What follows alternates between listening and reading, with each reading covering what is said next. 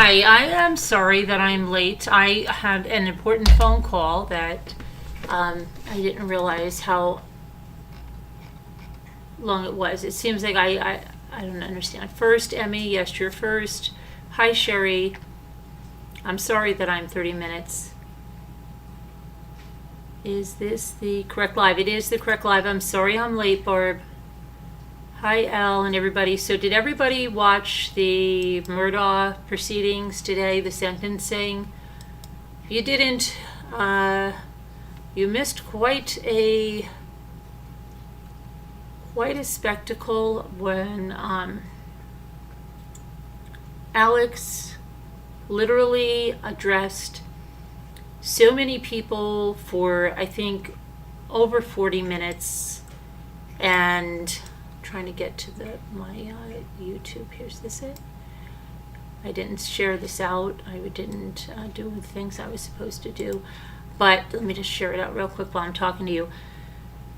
But I made some people laugh in the court chat because he addressed so many people that it was just absolutely ridiculous. I mean, and I was going like, next it's going to be the woman that makes his cones down at the Tasty Freeze, the cashier from the Quick Check, the hairdresser that he used to frequent, his fourth grade teacher, his bus driver in middle school, people, because it was just, he went on and on. But you know who he did not address? That I said, oh, that's weird. When he addressed Buster, I did not hear him address Buster's girlfriend, and he literally addressed everyone, including in-laws. Why didn't he address Buster's girlfriend? Is that relationship over? I wonder, right? I don't know. Did you notice that Buster's girlfriend did not get addressed? Everybody got addressed. It just went on and on and on and on and on. They had the victims' impact statements. They had attorney Eric Bland there on behalf of the Satterfield boys and some other clients. They had Mark Tinsley there. Alex, to me, I'm just trying to do two things at one time, trying to do my share, looked better than ever. He looked like prison agreed with him. Seriously. He looked younger. He looked, I don't know, he was very shocked at, and even when they said, do you want us to take, when he couldn't do it with, his hands were like shackled together. He couldn't get his notes. He had all these notes. And he said, would you like a free hand? He said, a free hand would be helpful, but I can manage without it. But they gave it to him. And he was in, his orange. And basically, the judge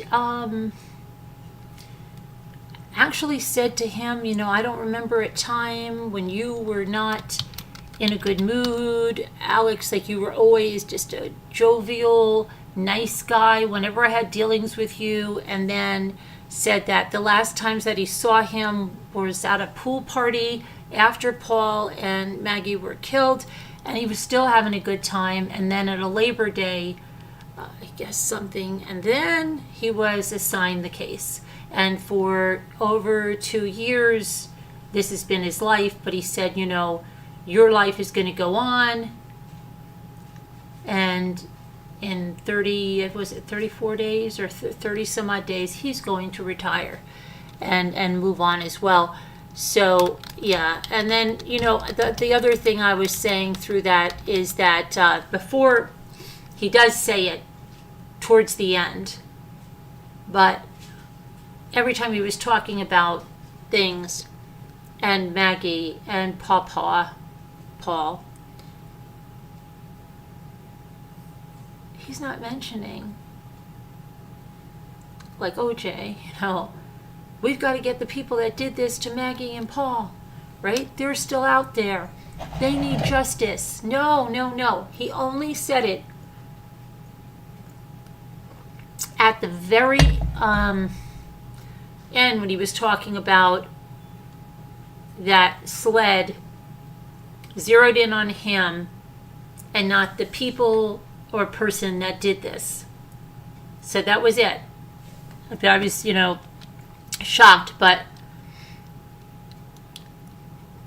it was very emotional for a lot of people there, emotional for the victims. Oh, and then the other thing he said was that, I think it's JJ, right? She said, I'd like to still talk to you and visit with you about this, like in prison. And he was like, oh, please, I'd love to talk with, because of course he'd love to have some visitors. And of course he can still manipulate people. He's a master manipulator, and, he learns like a long time ago, because if you notice what he said,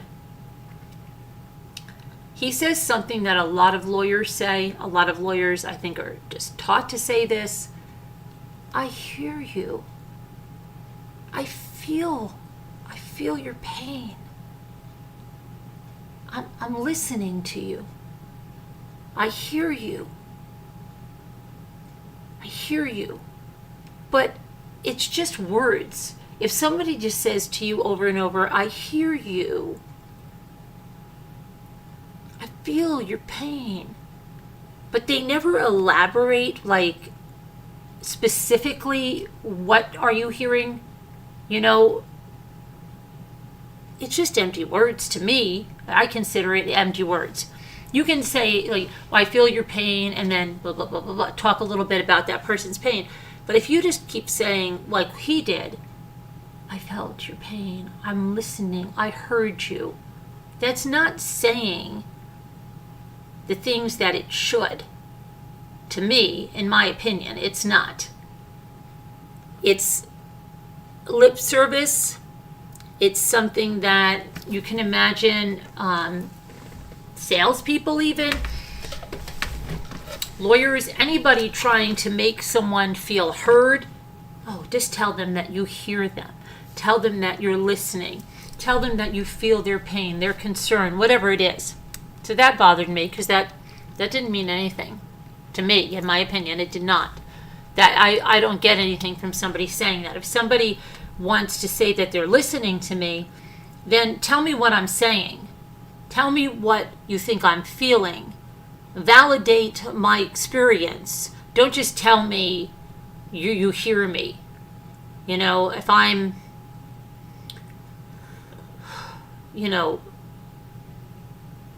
worried because, whatever, somebody crashed into my car, like whatever it is, my gosh, I can imagine, I can feel what you're going through. You have, to get your car fixed now. You're wondering what's happening. You're shook up from the accident. Talk about what's going on. Don't just say something generic. That's just not okay for me. I just don't think it is. Anyway, I'm still trying to just share out my videos. Not bad. But I've been talking to you the whole time about this whole thing. So we're going to go look at this and I just want to put this over here on Facebook before I forget. So anyway, and then somebody was saying that, okay, and what about his new trial? But I heard that, don't think that he's going to be getting a new trial, because it didn't seem like that was going to be the case. All right, so let me just put this on to, go back to you guys here. I'm just going to grab this. Hi, Liza Ward, how are you?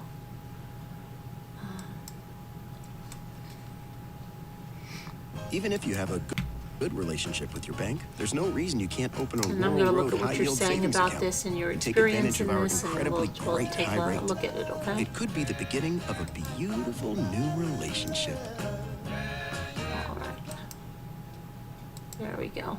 Okay, all done. Now let's see what you're saying about this so far. WeatherTech gift cards have the power to wow. Sorry, that's right.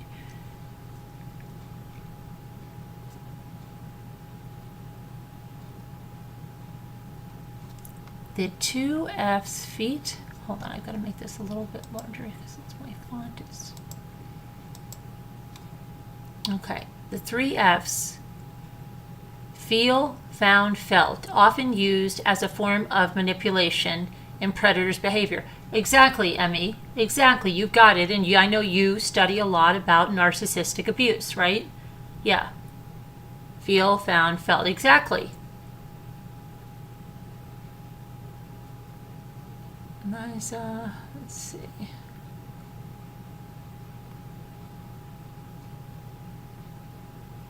Okay, someone said yes, his speech. No, Barb didn't watch it. Really, Barb? Wow.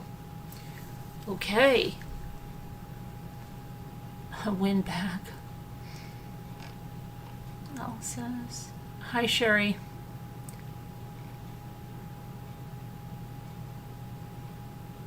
Hi, Emmy. Yes, his speech was crazy, right, Emmy? Yeah, absolutely. Absolutely. Hold on a minute. Let me get to where I have. Oh, my goodness.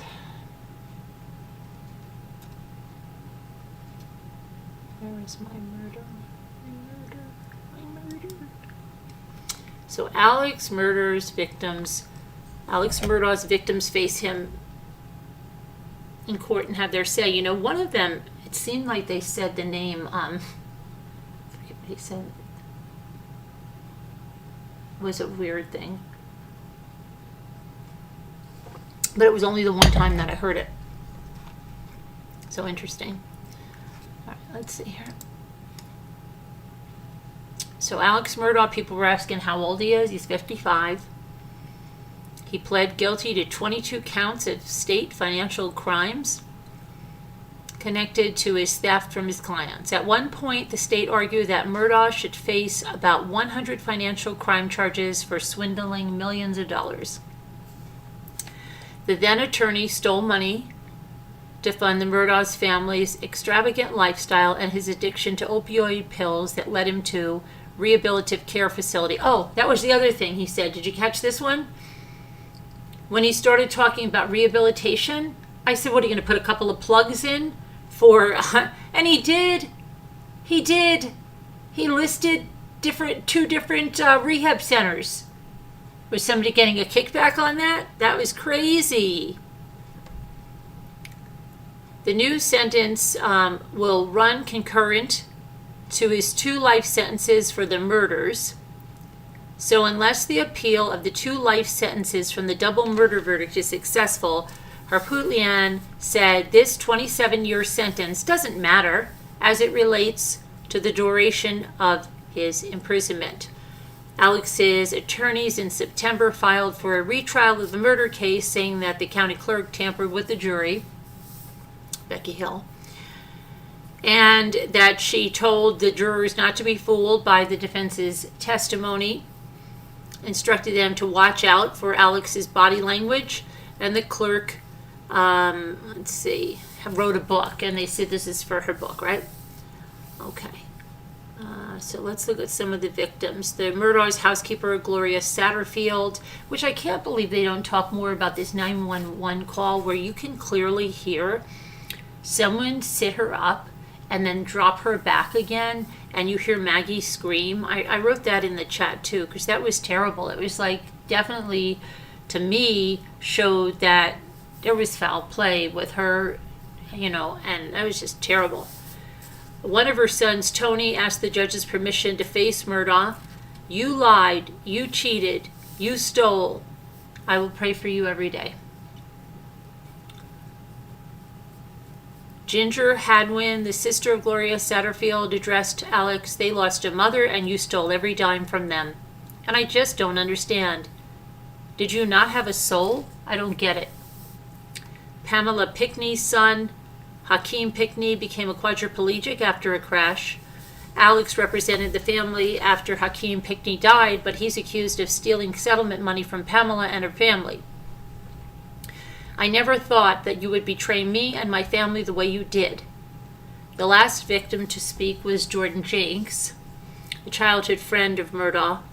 I've been waiting on this day to look in your eyes. The man's voice began to crack as he teared up. I'm not crying for what he stole from me. I'm crying for what he did to everybody in the suit.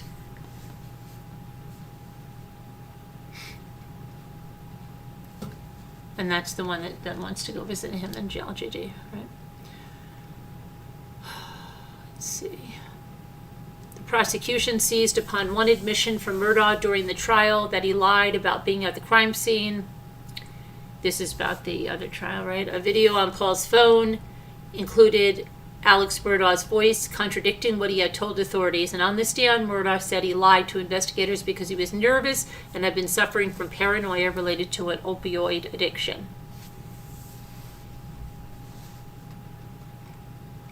So that's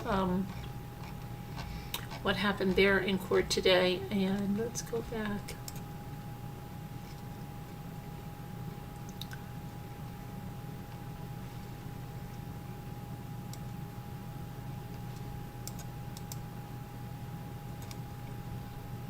Nearly 24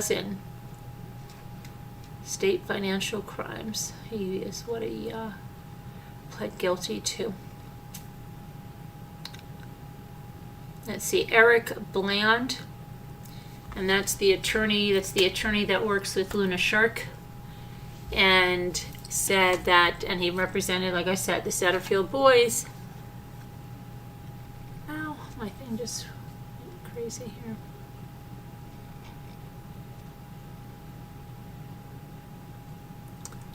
Come on. Oh my gosh.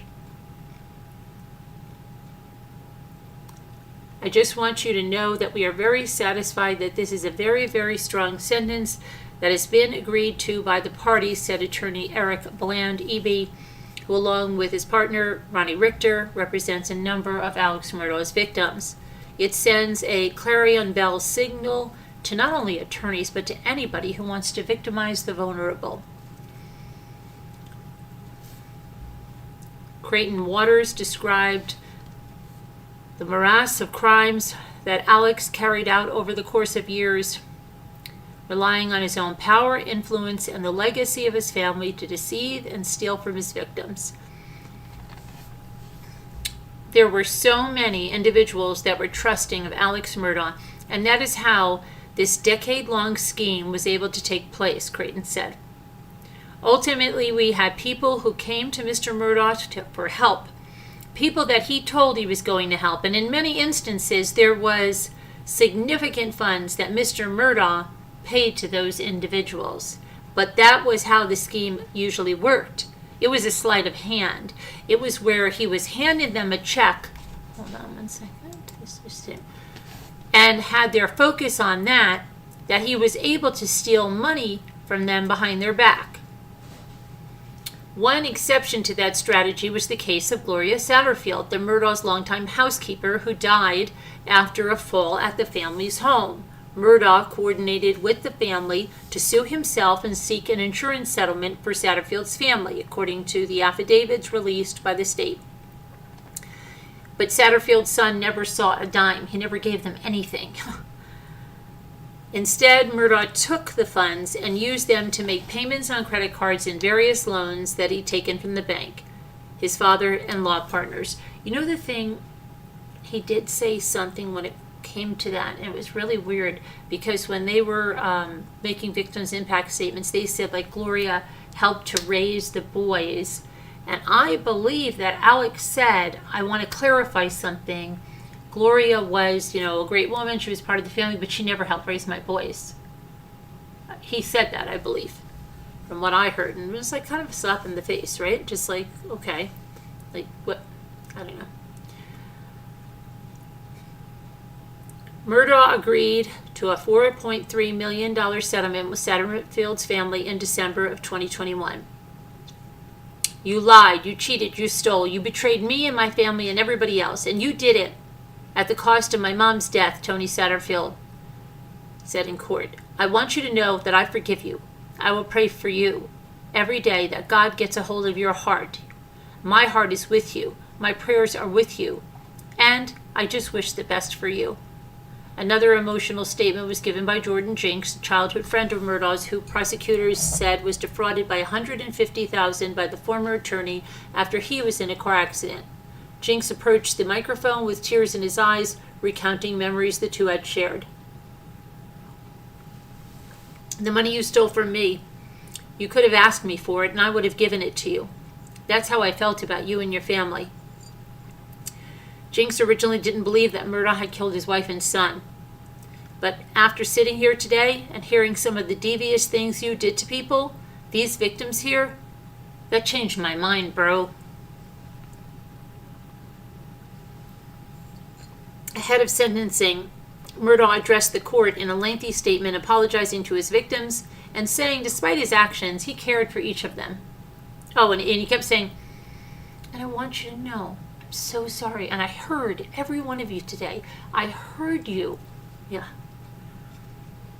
I will tell you that while I'm pleading guilty for a number of reasons, all of which I believe are valid, none of those reasons is more prominent than my hopes that seeing me punished will help each of you heal and begin to be able to put this behind you, he said. So he's already, putting out that he's a good guy. He's helping them heal. He took the opportunity to again deny that he killed his wife Maggie and son Paul at the family's hunting estate, saying that while addressing Jinks, I would never hurt Maggie and I would never hurt Paul. It is important to me that you know that because she did love you. Judge Clifton Newman described Murdaugh as empty and said his apology rang hollow. You're an enigma. I don't know if you understand yourself. Murdaugh separately pled guilty in September to nearly 24 federal charges that similarly alleged he stole millions of dollars from his clients. He has not been sentenced on those charges. While Waters said the state plea deal would bring finality to the matter of Murdaugh's financial crimes, his legal saga could continue. Murdaugh started the process to appeal his convictions on the murders of his wife and son, but the appeal's on hold while the defense team pursues a motion for a new trial based on the allegations that the Colton County Clerk of Court, Becky Hill, tampered with the jury. She has denied those allegations.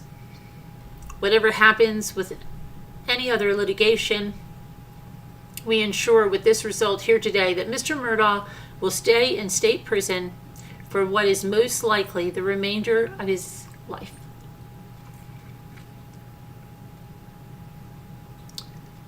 On Tuesday, his attorneys said their client was satisfied with the negotiated financial crime sentence and they are now focusing on an attempt to get him a new murder trial. Dick Harpootlian told reporters that after sentencing, that a judge has not yet been appointed to oversee the motion for a new trial, and they do not know when a hearing will be scheduled. Judge Newman, who also oversaw the murder trial, recused himself from the post-trial proceedings associated with the motion for a new trial. The attorney Jim Griffin suggested Murdaugh seems competent, he'll get a new trial, and could be out of prison when he completes the 27-year sentence he received Tuesday at 82. He'll be eligible for release and max out at like 75 and a half. He's 55 now. He gets time for credit served, says Griffin. He's already challenged me to a golf game. I'll be 86, so he'll probably win if I live that long.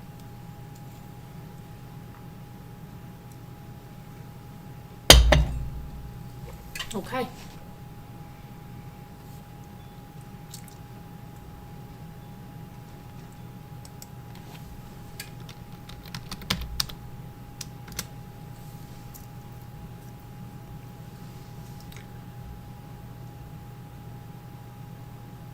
See what else is going on here.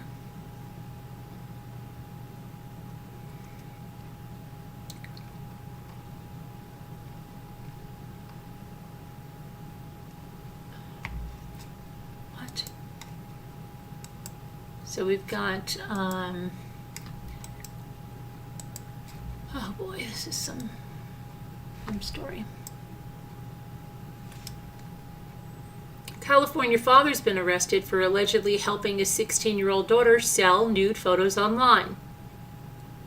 It's not the kind of family business that you should be in, sir. That's not too cool. The El Dorado County Sheriff's Office said that Scott Davis has been charged with trafficking and contributing to the delinquency of a minor and child abuse for his part in the scheme. Detectives say they began investigating in August when they learned that a teen who had a very well-known online presence on a variety of social media platforms was selling naked photographs. They determined that she was in fact selling the content and had grossed about $40,000 from the sales. Detectives also discovered that the female's father, Scott Davis, was aware of the online activity and was complicit in the profit. Detectives executed a search warrant on November 15th and arrested Davis. Police say the investigation is ongoing and asked anyone with information to contact Detective Macrees at 530-957-5227. Okay. Let's see. Wow. Okay, so this is not good at all. North Carolina. Wow. This is scary. A fight at a North Carolina high school leaves a 15-year-old dead and a 14-year-old charged with murder. A 15-year-old North Carolina high school freshman was stabbed to death during a fight Monday inside the school, and a 14-year-old classmate has been charged with his murder.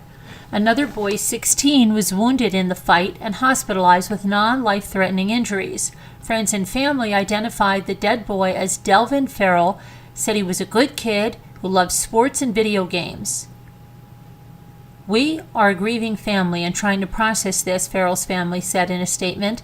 It is a tragedy all around. We are a forgiving family and don't hold any ill will. Here's a picture of Delvin Farrell, the boy that was killed. Uh-oh. Get over there. Let's see. Got it. Video from the fight showed that it started in a hallway outside the Southeast Raleigh High School gymnasium and quickly burst through the gym doors. Outside the gym, a student is seen punching the teen who would eventually be charged in the stabbing. The boy's mother told the media that her son had been bullied and that she had warned the school of potential trouble. I informed them that morning, Sherelle McLaughlin said. I told them something may happen. Boys may threaten to jump him. They didn't get to him fast enough. In portions of the video, several students appear to attack McLaughlin's son. Police have not commented on what started the fight or how many students were ultimately involved. The district attorney, Lauren Freeman, says she intends to have the suspect case transferred to Superior Court to try him as an adult. Okay, so let's read that again. Outside the gym, a student is seen punching the teen who would eventually be charged in the stabbing. So the one getting punched is the one that ends up getting charged. And now boy's mother is the one. Okay. Let's see. We are at the beginning of this process, and I would anticipate in the near future this case will be transferred. Southeast Raleigh High School was closed on Tuesday after the tragedy and will be closed again on Wednesday. Meanwhile, several parents say they were concerned about the incident and feared the school itself had some responsibility to prevent it. One parent, who asked not to be identified, asked where the school security was in the incident. Even from the video alone, it looked like it took a long time for the administrator, teacher, adult to get there. She said, I don't feel safe sending my kid to school. No parent should have to send their kids to school and wonder if they're going to come back alive. McLaughlin said she believes the school failed both her son and the two victims. I feel terrible. The whole situation is terrible. I feel bad for the other family, but in return, I feel bad for my son because he was fighting for his life. I just don't think it should have ever happened like that. School officials have not commented on the incident beyond a press conference with the Raleigh Police Chief Estella Patterson. Wake County Schools Superintendent Dr. Robert Taylor pledged to review protocols and be transparent about their investigation. In the aftermath of today's tragedy, we will review all of our safety processes and protocols to determine what happened, what charges need to be made. Following that review, I will work with our board to pursue any additional involvement options that may prevent such actions of violence in the future.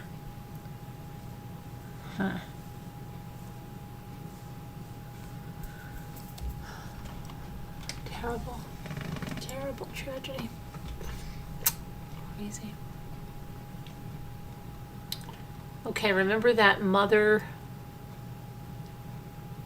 that they couldn't find from the, I told you last night, she checked her baggage and then she didn't get on the plane. So now the husband of the missing California woman says she might be somewhere in the downtown Houston area. Danielle Becker Friedland, 36 years old, checked her baggage at Houston's George Bush Intercontinental Airport on Wednesday night, but she never boarded the plane. Family members say she was scheduled to fly to San Francisco. Friedland's husband, Jordan Friedland, said friends and family traveled to Houston following leads of her last known location. They have been scouring the Houston area, checking downtown and grocery store based on tips. We have reason to believe she's in the downtown area, her husband, Jordan Freeland, told the Chronicle. We still have friends and family there, and we are looking for her. We will not give up until she's found. Freeland was in Houston for treatment at the renowned Menninger Clinic on Main Street. She reportedly had numerous mental health issues, including suicidal thoughts. The clinic released her after treatment and said she was scheduled to return home to California to complete outpatient treatment. She was on her way home to reunite with our family, including our 2 and 5-year-old. Yeah, 2 and 5-year-old. After getting care in Houston in a special clinic, Jordan said. Family friend Will True told the media that Friedland made exceptional progress while in the treatment program, resulting in her November 22nd release. Over that time, with diagnosis, therapy, and medication, she's had remarkable progress to this point that the clinic was ready to discharge her and send her home to her husband and her 2 young boys out in California and have her continue her treatment out there. Police say Friedland purposely left her phone at the airport and has no known connections in Texas. She left the airport in a cab with $160 cash. Excuse me. Friedland is described as a white female who stands 5'1", weighs about 100 pounds, has brown hair, brown eyes, and last seen in a blue puffy jacket with blue and orange stripes and blue jogger pants. She was also carrying a black suitcase. Anyone with information on Friedland's whereabouts is urged to contact the Houston Police Department at 832-394-1840. Hopefully she's found.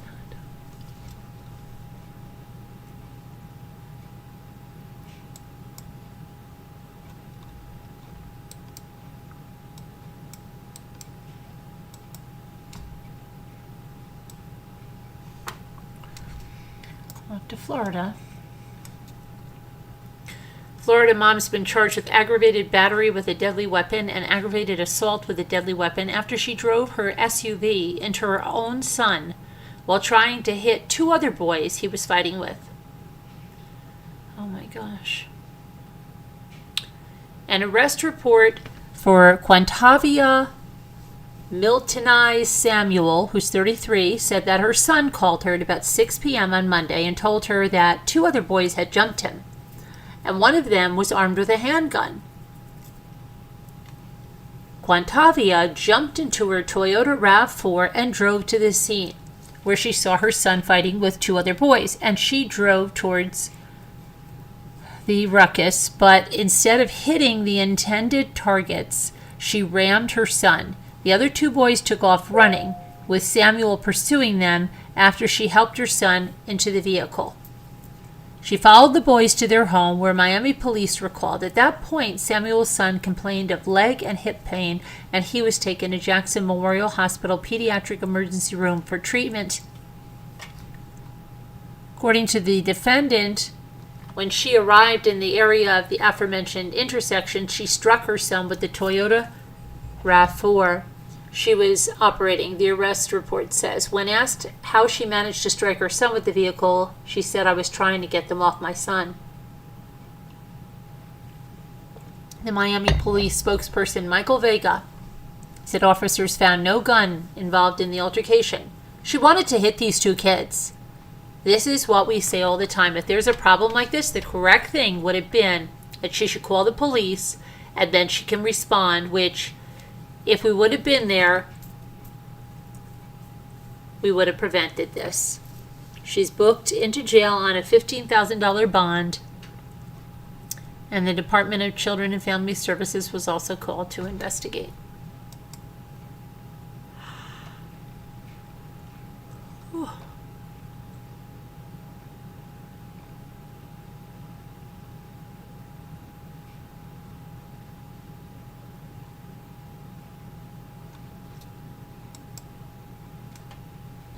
Okay, this is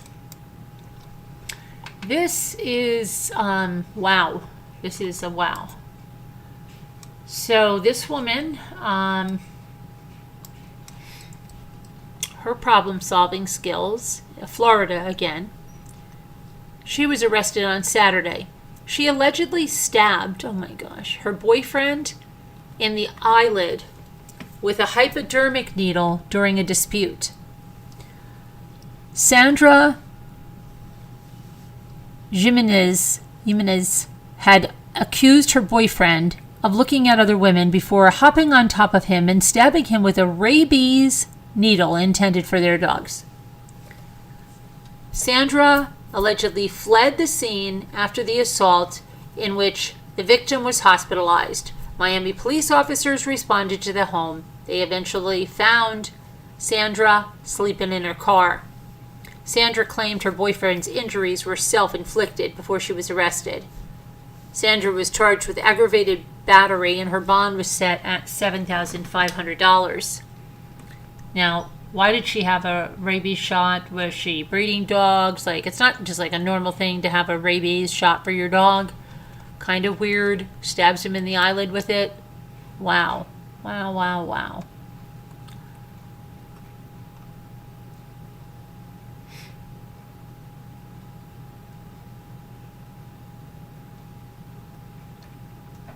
Let's see, there's a 13-year-old boy missing in Oklahoma. Let's see if he's found. Update. He was found safe. Good.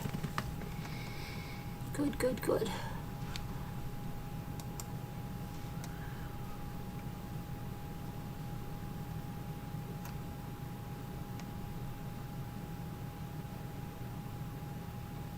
Was murdered in Portland. Okay, she was murdered in Portland. Okay, so we have this guy, controlling martial arts guy. Woman looks very familiar. A woman found dead in rural Nebraska, east of Lincoln, Nebraska, last week died. She was beaten to death. She died because she was beaten to death. Cecilia Perez, 34, was from Omaha, 60 miles from where her body was found last Tuesday. On Thursday, Omaha police arrested Perez's boyfriend, 33-year-old Raymond Evans, said the Lancaster County Chief Deputy Ben Hoshin, who said that Evans also lives in Omaha but does martial arts training in Lincoln. Prosecutors said at Evans' arraignment on first-degree murder and use of a weapon charges that Perez died from blunt force trauma. The judge denied bond for him. Perez's family said she was a victim of domestic violence. We fought for her so many times to get away, her sister Emma Weininger said. Monica Durand, a friend who met Perez in nursing school more than a decade ago, said Evans was controlling. He wouldn't let me see her, Durand said. I'm just her friend. I'm a girl. Why was he so controlling like that? Perez was reported missing on November 21st, but hasn't been seen or spoken to for 3 days prior. Her body was found by men cleaning a field with heavy equipment. Crazy.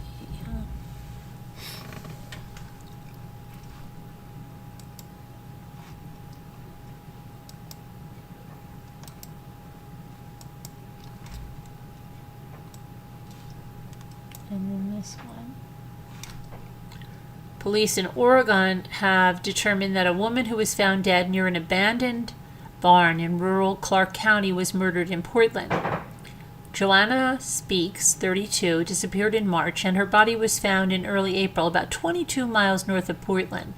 Police say at the time of the discovery, they suspected the body had been moved from the crime scene. But the Clark County medical examiner said that Speaks died from blunt head and neck injuries. Based on information developed in the investigation, there is reason to believe that this homicide happened in Portland. No arrests have been made.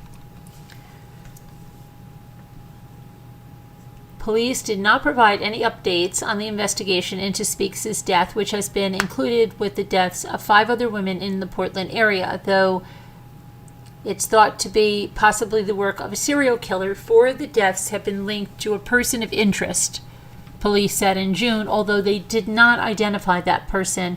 But the Willamette Week identified him as 38-year-old Jesse Lee Calhoun, who was released from prison in 2021 after joining other inmates in fighting devastating wildfires in Oregon. Calhoun was taken back into custody in June, and his clemency was revoked. He has not, however, been charged with any of the deaths. Portland police initially put out a statement attempting to quell the rumors of a serial killer, but later put out a second statement acknowledging links in the deaths of Bridget Webster, Charity Perry, Ashley Reel, and Kristen Smith. Speaks' death has not so much as been linked with the other 4. Hey, Ashley Vestal, where are you? The 6th victim has not been identified as has also not been linked.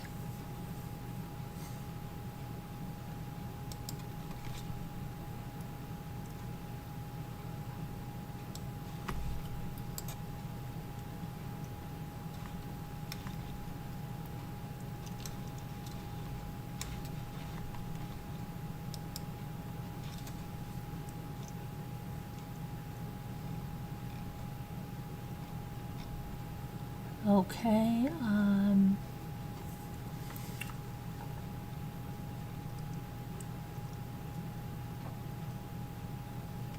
we went over all of that. I'm trying to see if we caught up on all this.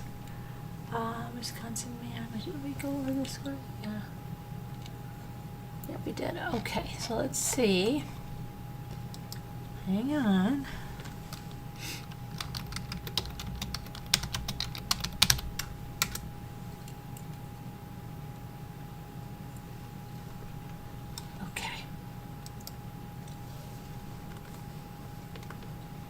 So Rex Heuermann's wife is participating in a documentary on the Gilgo Beach killings.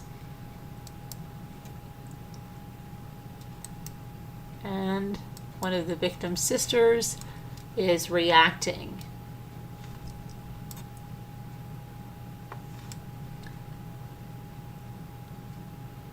The Peacock Series will be produced by Curtis 50 Cent Jackson's G-Unit Film and Television, along with Texas Crew Productions and the New York Post, according to a Peacock spokesperson.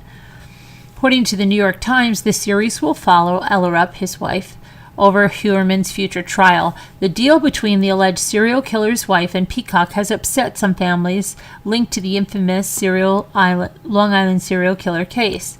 Disappointed, disgusted, flabbergasted, frustrated are a few of the words that come to mind right now, said Shannon Gilbert's sister Sherry on Twitter, on X, formerly known as Twitter.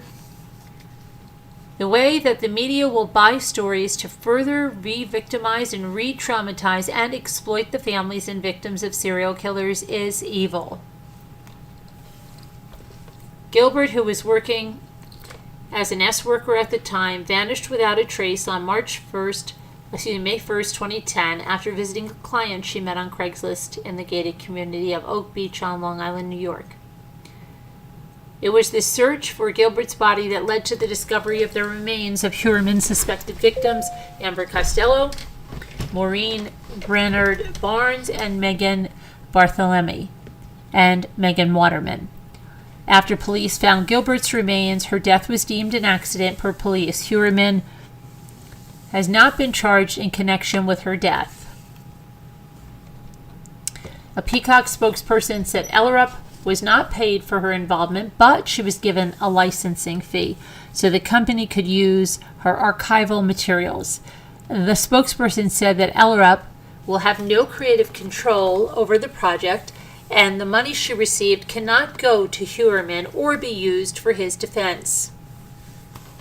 Attorney John Ray, who represents the family of Shannon Gilbert, says Ellerup's participation is reckless beyond words. Ellerup's attorney, Bob Macedonio, declined to discuss the project. Ellerup is trying to adjust to her new normal. She's been vilified and then also victimized, he told People. This is Bob Macedonio. She's been known as the wife or the ex-wife of the alleged serial killer. She's gathering herself. She's dealing with herself. She's getting herself and her children back to a safe place. They got through the first holiday without a wreck, and that's where they're at. Macedonio says Ellerup would like to believe that he had nothing to do with it, because then it would be like, how could she be living with this person for that long, not knowing that he had this whole double life?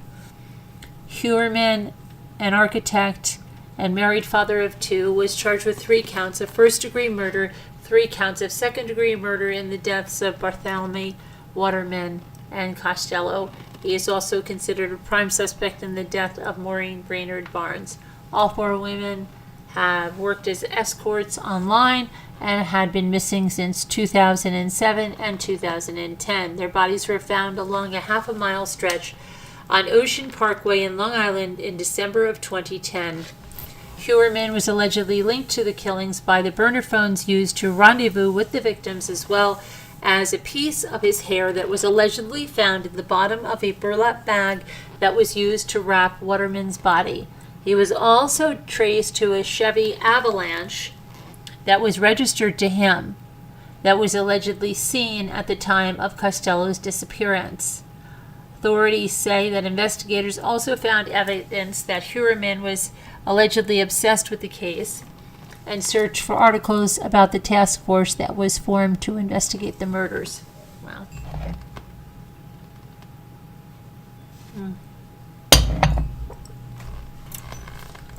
Yikes. Okay. Oh, this is another one. Wow.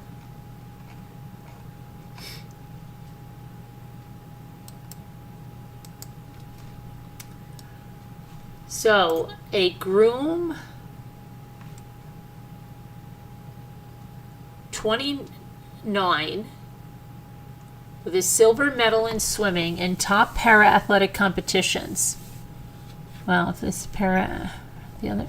Just hours after he was pronounced married, the groom left his reception and returned with a gun, where he fatally shot, listen to this one, his bride, her mother, her younger sister, and another guest before he took his own life. Another guest was injured in the gunfire. The wedding mass shooting, in which 5 people were killed in northeast Thailand over the weekend was reported by the Bangkok Post, BBC, and CBS News.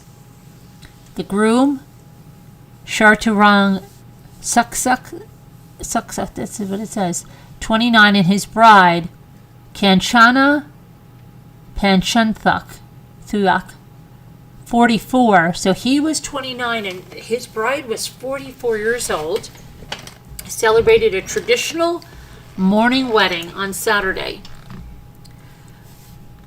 They were feasting with a party that followed, but guests and relatives of the wedding later recalled that the groom appeared unhappy at the reception later that night.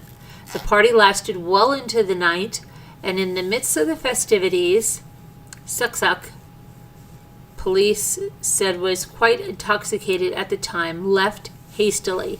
The groom returned from his car soon after with a pistol, shooting and killing his bride, as well as her mother, who was 62, and her younger sister, who was 38. A stray bullet hit a 50-year-old guest who died at the hospital. A 28-year-old guest was also seriously injured in the shooting and admitted to a local hospital. With his bride and her family dead, Suksuk then turned the gun on himself and died instantly. Suksuk had won a silver medal in swimming at the 11th Para Games in Indonesia last year and was also listed to compete in the World Games 2023 next month. The former Marine soldier had lost a leg after a train accident while on duty. Police say that he had purchased a gun and ammunition legally last year. Investigators came to the crime scene, say they discovered 11 spent cartridges of 9mm ammunition. The wedding couple had lived together for 3 years prior to their wedding. Police are still investigating the motive of the shooting, including a reported fight between the couple on the day of their wedding. Wow. They had an argument on private matters, and he walked to his car, picked up a gun before the shooting. If you're experiencing domestic violence, call the National Domestic Violence Hotline at 1-800-799-7233. Okay.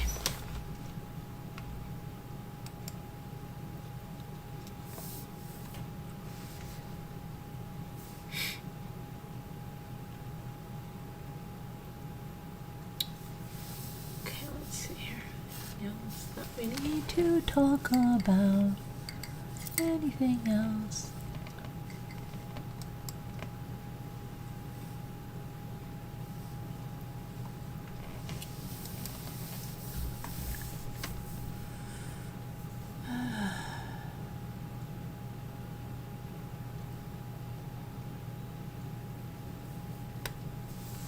Let's see here.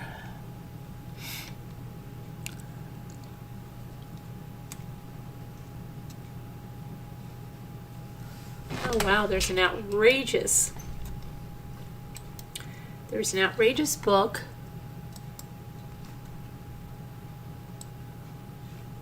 out that says that Family Feud contestants back in the day of Richard Dawson had to take herpes tests. The writer, Cliff Nesteroff, examined censorship in an outrageous A History of Showbiz and the Culture Wars book. Contestants on Family Feud during Richard Dawson's tenure as host had to undergo herpes tests. The writer reveals that the game show host had to order herpes tests for contestants due to the late host's penchant for kissing female contestants on the mouth. According to a report, the game show implemented a new policy stating that both male and female contestants had to undergo a mouth test with a magnifying glass from a medical distaff. One contestant's experience during which a production assistant announced, "Okay, everybody line up for your herpes tests," after they entered a dressing room with the test supplies. The testing started after viewers raised concerns about Family Feud, which Dawson originally hosted from 1976 to 1985. A letter published in the Philadelphia Daily News accused the show of promiscuous kissing and called the risk of diseases that could occur too loathsome to recount. When you watch clips of that era of Family Feud on YouTube and you see Richard Dawson kissing the ladies, a lot of the comments in the comment section will say things like, well, it was a different time. That's the way men were back then. It was a different time. People weren't so sensitive. And here again is evidence to the contrary that all kinds of people were complaining. People, let's see here. Outrageous takes a look at censorship in entertainment from the vaudeville era to the present day. Whether examining racism in the 1800s theater or viewer outcry during the pregnancy storyline in I Love Lucy, Nesterov shows that censorship and the reasoning behind it has long been part of the industry.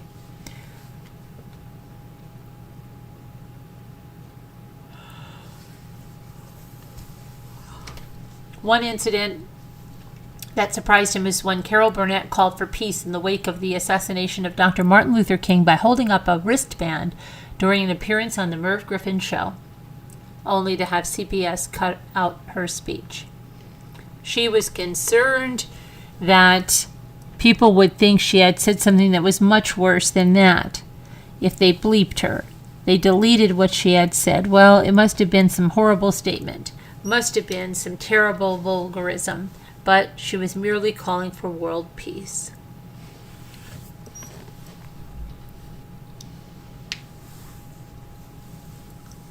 Nesterov said that there is a complaint for just about every TV show, from The Bionic Woman to Alf to Laverne and Shirley. One story he didn't include in the book centered on The Tonight Show, starring Johnny Carson, and the host's Aunt Blabby character. A senior citizen rights group lodged a campaign and demanded that he stop doing the character. They felt it was defamatory to the senior citizens and further stereotypes of seniors as feeble, stupid, and inept, Nesterov said. Let's see.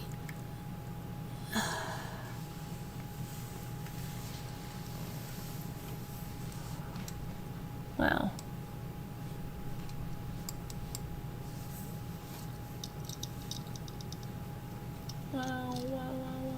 Okay.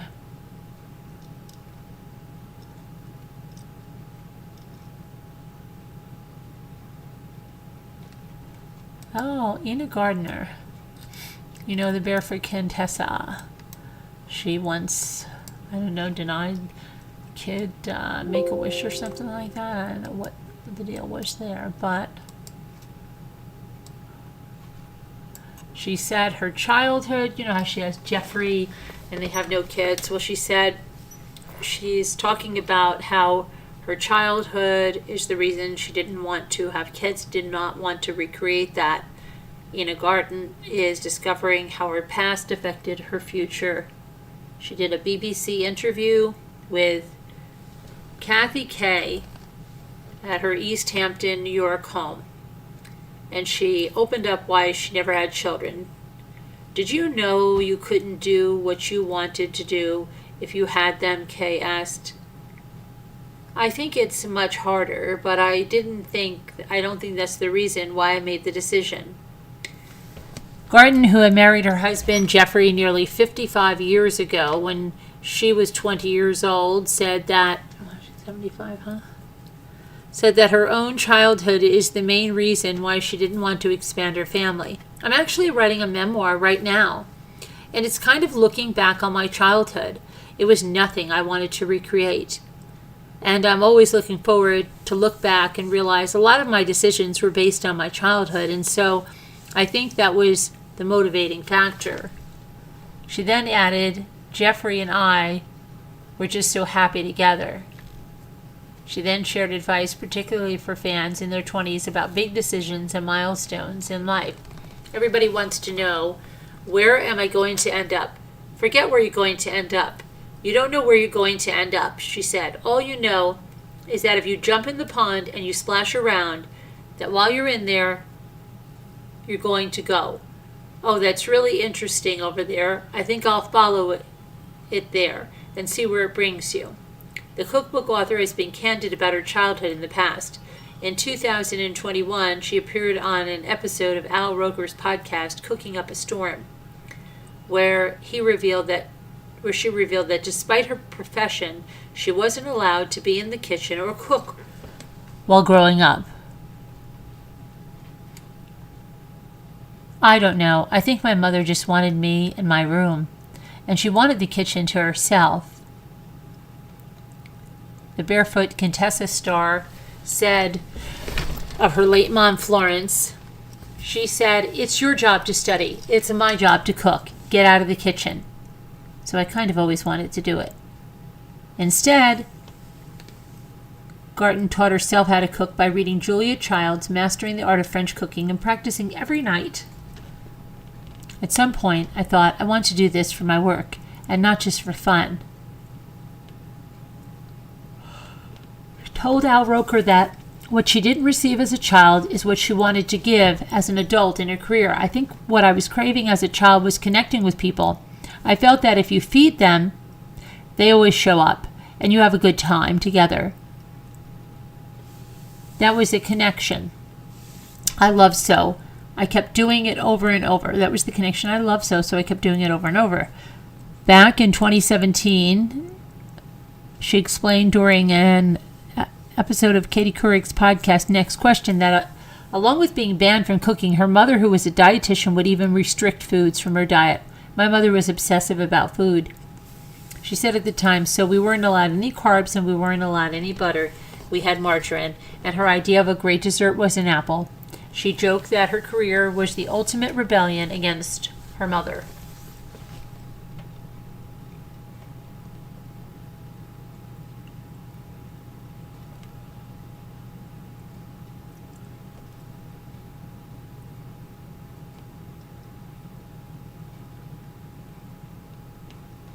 Let's see what else. Okay. Starbucks drinks, guys, are half off on Thursday. Did you know that? So that's not tomorrow, it's the next day. The new holiday cold foam flavors are inspired by Starbucks holiday drinks: peppermint chocolate, sugar cookie, chestnut praline, and caramel brulee. If you couldn't get enough deals on Black Friday and Cyber Monday, then Starbucks has just the discount for you. On Thursday, November 30th, fans can get 50% off any drink from noon to 6 p.m. at the coffee chain. All customers have to do is be part of the rewards program to receive the Yay Day coupon in the Starbucks app. While all Starbucks beverages are eligible for the deal, the half-off opportunity is the perfect chance to try one of the chain's 4 new holiday cold foams. So try one of them. The peppermint chocolate cream cold foam emulates the flavors of a peppermint mocha latte and blends chocolate malt powder and peppermint syrup to Starbucks' signature vanilla sweet cream, which is available year-round. The sugar cookie takes inspiration from the flavors of sugar cookie almond milk latte, which Starbucks introduced in 2021 by combining the vanilla sweet cream and sugar cookie flavored syrup. And the caramel brulee cream cold foam mixes vanilla sweet cream and the caramel brulee sauce, which is used for the caramel brulee latte. The chestnut praline cream adds the same syrup that's used in the chestnut praline latte to vanilla sweet cream to create a festive flavor. Very good.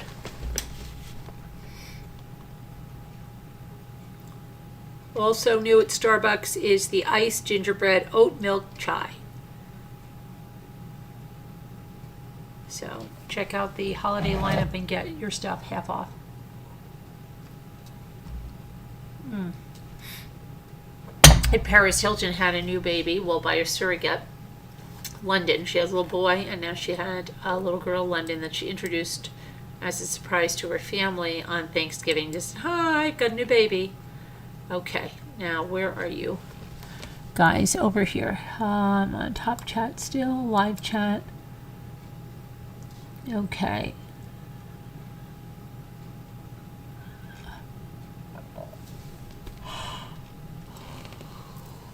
Okay, Barb Olson is there. All right.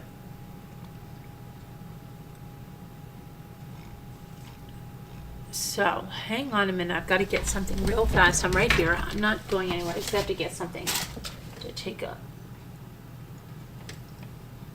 little jaunt. I'll be right there. I'll be right there. Evelyn, are you there? I have a box of yours, and I want to show you. I was going to do. Gotta get something. I need something badly. Oh my word. Oh my word. Okay. I'm gonna get something, and I'm gonna show you what K-Rock's got me, because I was gonna do my own video with it, and I didn't get a chance to. I've been so crazy busy. And then Evelyn sent something. So, I guess I'll show. Let me get K-Rock this stuff.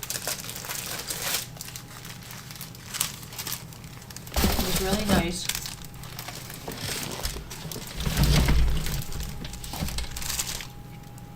To send the happy mail.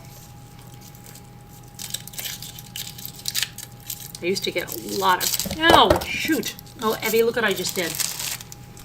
Hold on. That wouldn't be Evie's fault.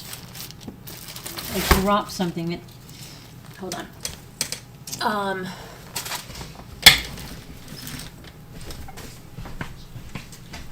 I used to get so much happy mail.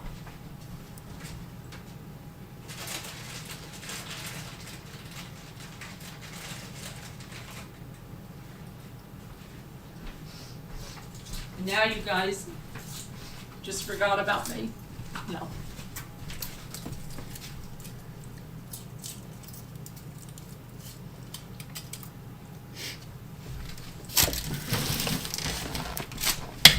Okay.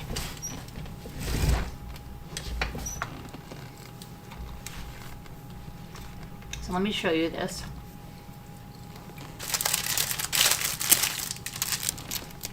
And I've got rid of these pictures.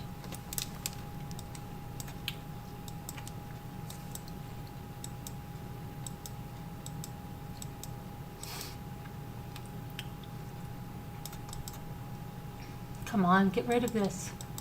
What is wrong with this? Get out of here. Get out of here, you bother me. Okay. Nuts, right? So we have these, let's see, so this is from K-Rock's, and it's tons of stuff for, it's going to be great, because I am going to make my first junk journal, but it looks like all kinds of things, and I'm going to read some more about making signatures and stuff, and I'm really going to do it, because my daughter got me all inspired. So there's like material and paper and tons of like ribbons and embellishments and little, I don't want to take everything out, I don't want to lose it, but you see it's all like, there's like all embellishments in this one with ribbons and papers, very nice. And then there's another. It says great news and all of that. And then there's another whole packet. It'd be nice to unload on an ASMR. It's always nice to unpack stuff like this with like crinkly bags on ASMR. Thank you, K-Rock. There's a Cinderella carriage. And then more, you know, like papers, materials, Winnie the Pooh.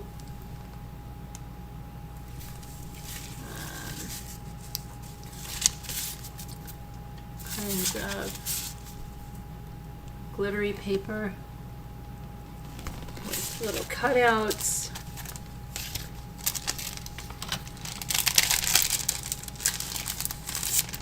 There's a little heart over there. So, papers, which you're not seeing really. Let me shift them up here like this.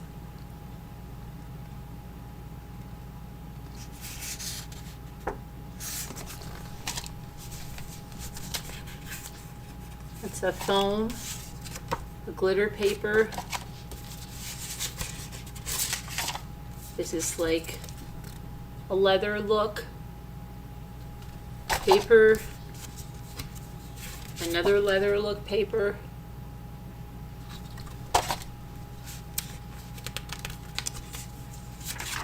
Or Winnie the Pooh.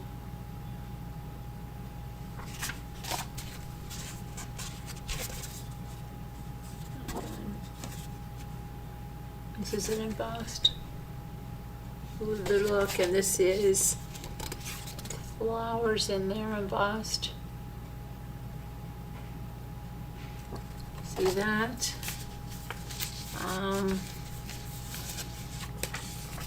Congratulations. Paper. And this is like a daisy in there. Paper. Okay. It's gray. And these are all. This is perfect. All different colors here for the junk journaling and making the signature stuff. So excellent, excellent, excellent. And then there's also a little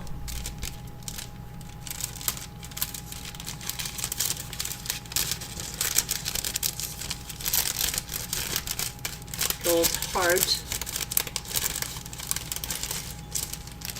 Hold on.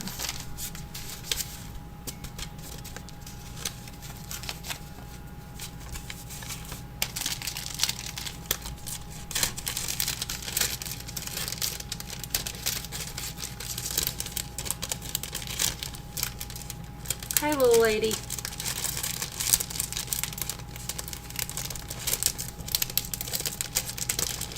Hi, little lady.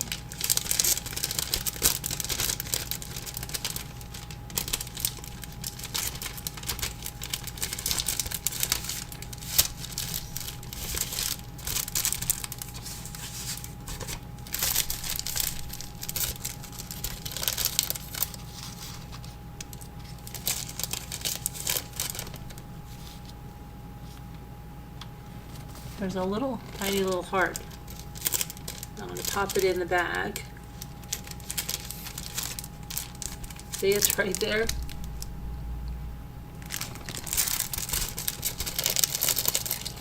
What is a drunk journal? It's like a journal that you make with like all little bits of everything, and you keep stuff in it. So it's like a scrap. Maybe it's made with like a lot of different little scraps and stuff. And then it's really nice.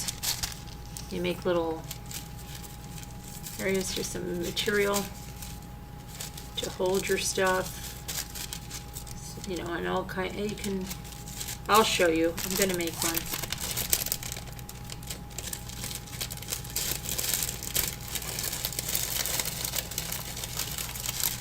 Never thought I would.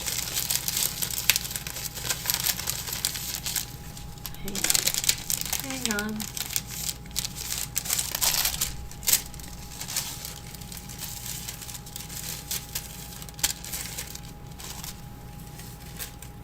Hi, Beth.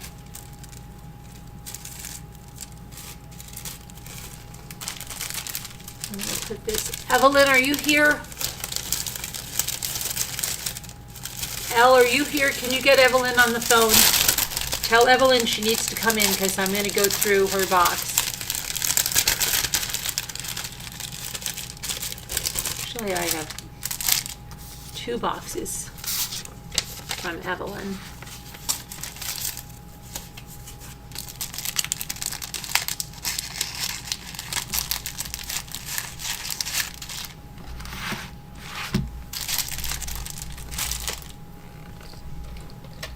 Let me send a message to Evelyn.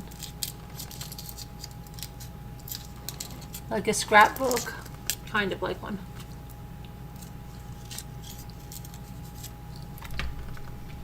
Not really. A little bit. Not as big. Let me just find Evelyn.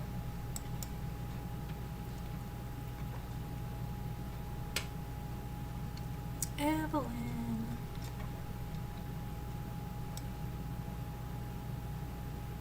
What? Get out of here. Oh my gosh, somebody in my town made this video. There is...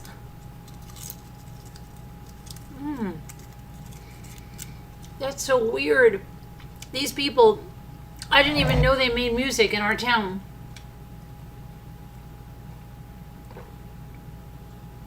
That's crazy. Sorry. I have to listen to it later. I can't listen to it now because it'll... Who are they?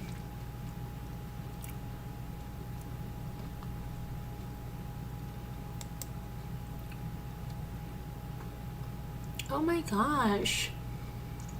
People I know are in here. Oh, I want to watch this right now. It's on YouTube. Oh, sheesh. I can't watch it now. I wish I had seen it before. Sorry.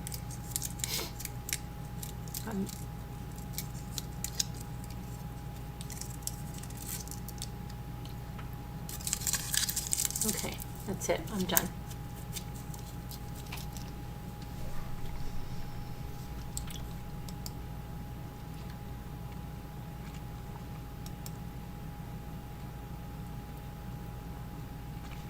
Oh, there's so many comments on it. Oh, I know so many people that are commenting. Who are those people? Hold on, let me just see who they are.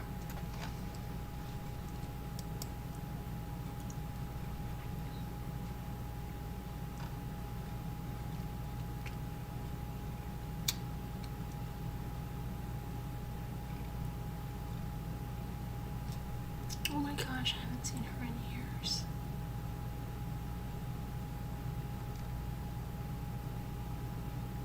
Okay, anyway, I'll talk about it later.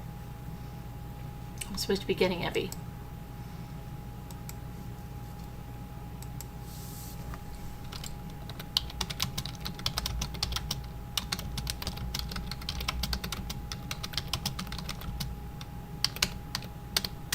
Okay, so I am opening Abby's gift here. It's not Abby's gift, really. It's something I bought from her, but she might have stuck some extra things in there. And it's very funny because Sharon got something from Abby, and it had like things that nobody knew what they were in there. And then Abby got stuff in the mail. She didn't know what it was. So, what's up with this? Okay, let's see what we've got here. I think this is the first thing. It's not broken, Abby.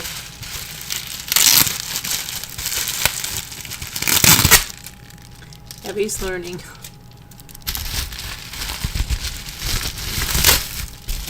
Okay, sorry. Here's the bottom of the jar. It's the Mickey Mouse, Donald Duck, Minnie Mouse. Vintage jar. And she wrote Carolyn on the bottom.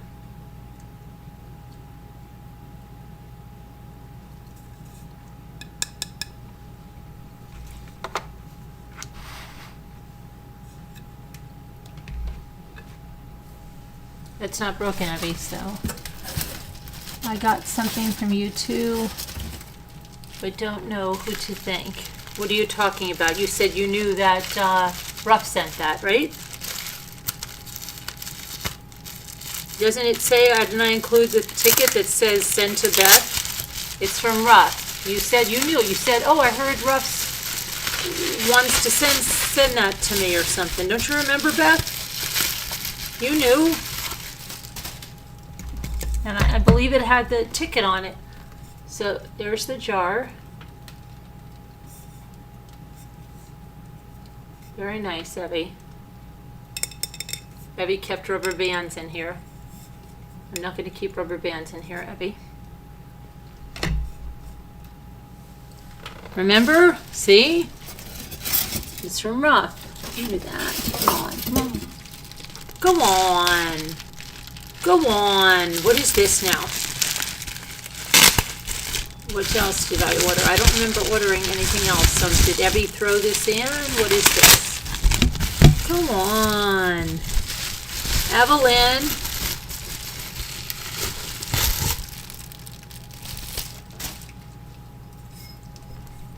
Look, Evelyn. Did you just send this to me, Evelyn, as a special little gift? Special little Happy Meal?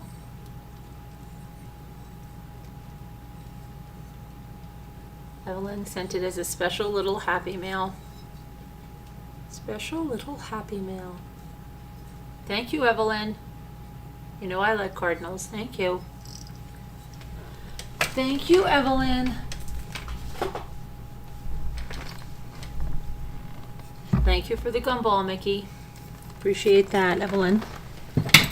And that's all packing. Very good. By the way, it's beautiful. It arrived okay in one piece. That's great. Great news. Whoopsie. That's good news. Everybody should have, Ruff got a big box, but I know Ruff said they didn't open it. I hope that Lady Elaine, that all of your mugs arrived okay. I know that Elle's stuff arrived okay. I'm hoping that Debbie D's stuff arrived okay. I'm hoping that Ruff's daughter's stuff arrived okay. And that all that is okay. But I appreciate it. Thank you very much, Evie. I believe you sent that to me as a gift. Very nice. My internet/real friend. Internet turned real friend.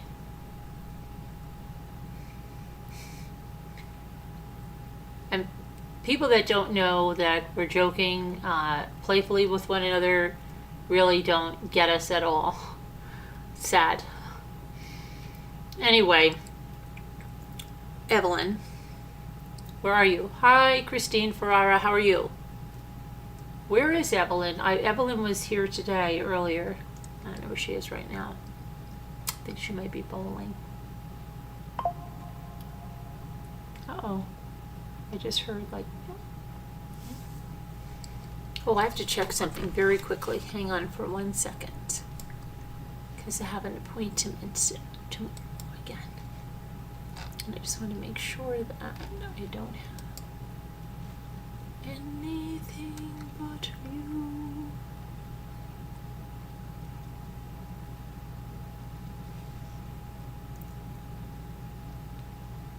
You asked, we listened. I guess this Cyber Monday stuff is not going so well because they keep extending it. Even Mackenzie Childs, right, is extending this stuff.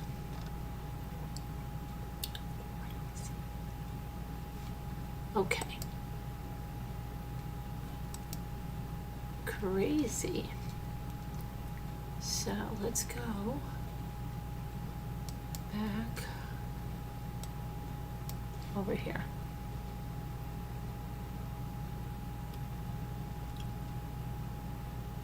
And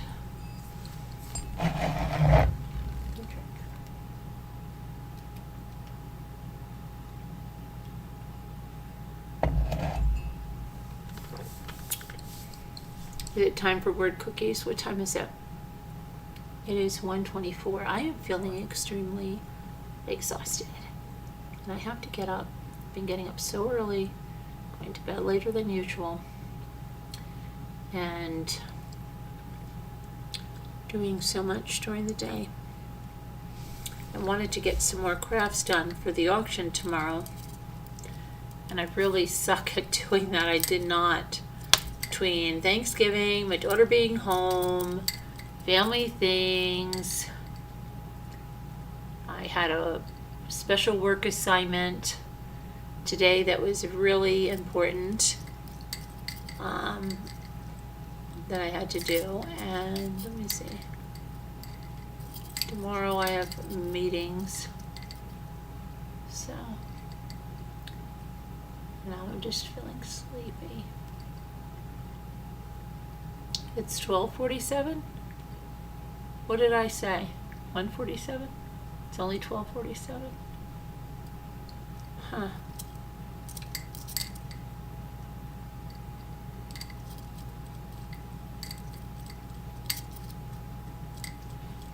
To get on her Jones, Rosemary D'Alessandra's book. Could do some reading on that, but I'm just too tired. I'm just exhausted. Exhausted. Okay, let me pull up the word cookies. Let's just do the daily, just in case I get so exhausted that I can't handle myself. Evelyn, where are you? It's early for Evelyn.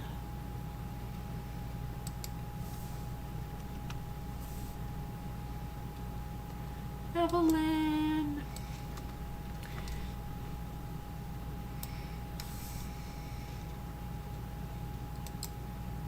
There we go. And we've got that. There we go. Stop. Don't you dare. Okay. Let's go.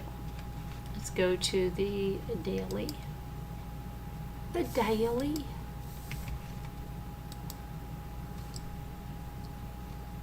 Hey, I think we had feet in another one, really.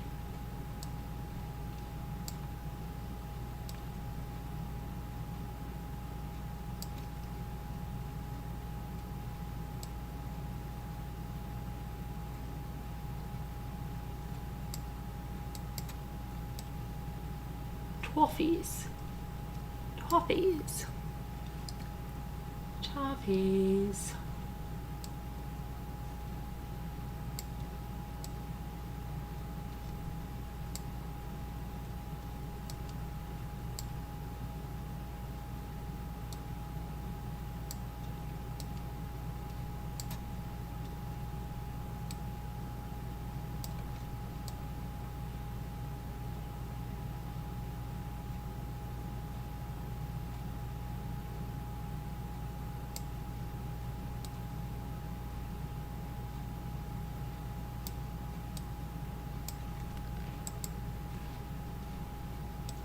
Well, I know we had feet, and now we have toes.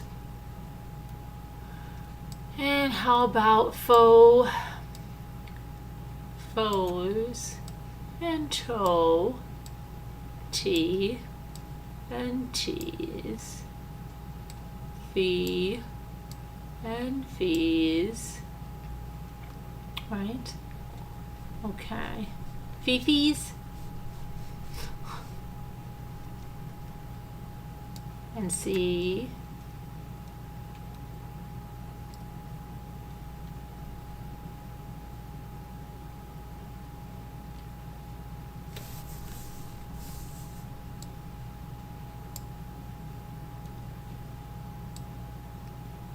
Set.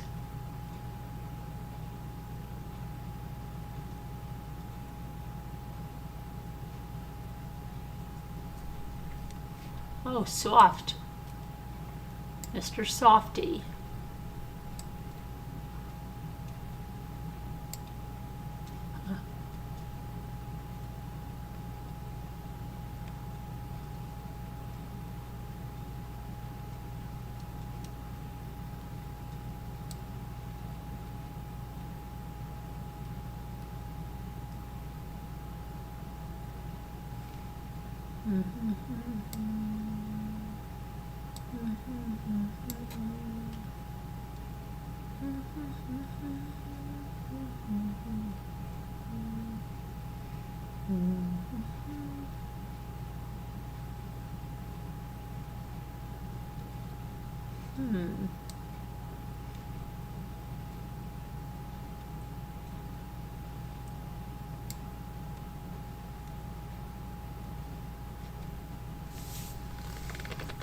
Effort. I was going to say effort, but there's no R. There's no R.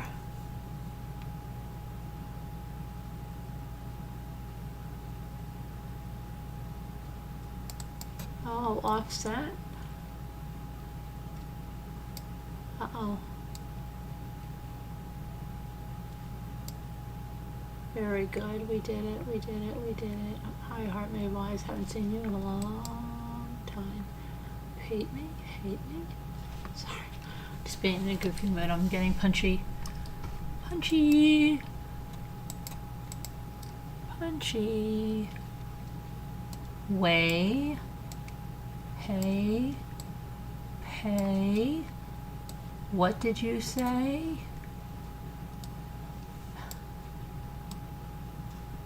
Why? Act.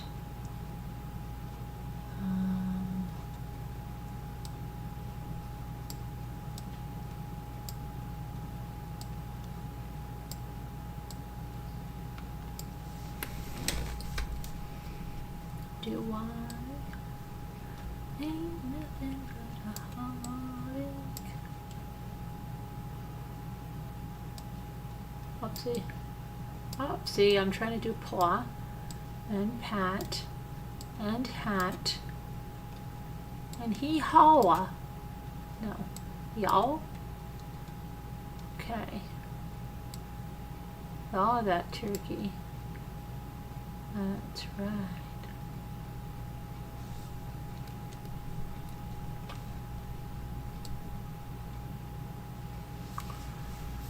Oh, let's see. Oh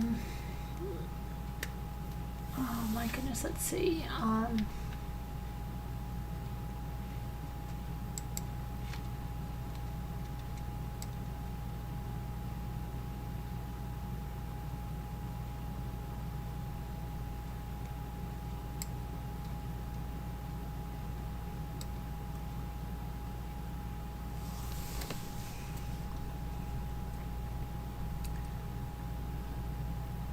You've been listening?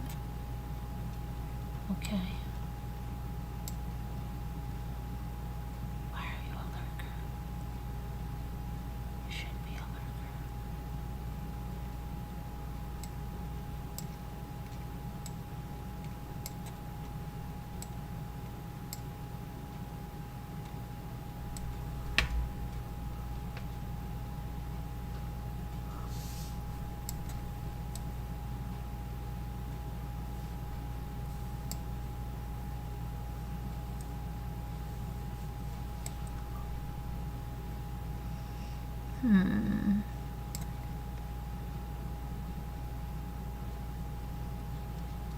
Pathway, the pathway to your door.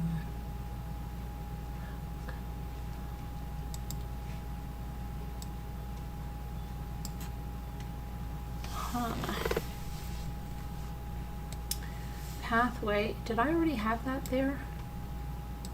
Path.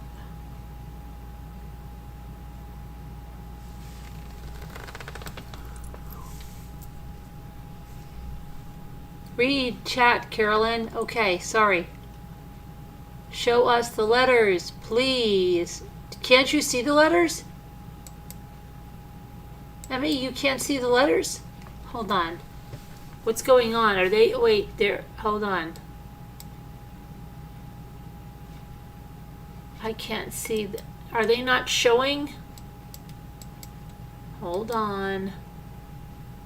Everyone on your holiday list, offering a variety of American-made products. Emmy, you can't see the letters. The letters? Hold on. Hold on. What's going on? Are they... Wait, there. Hold on. I can't see. Are they not showing?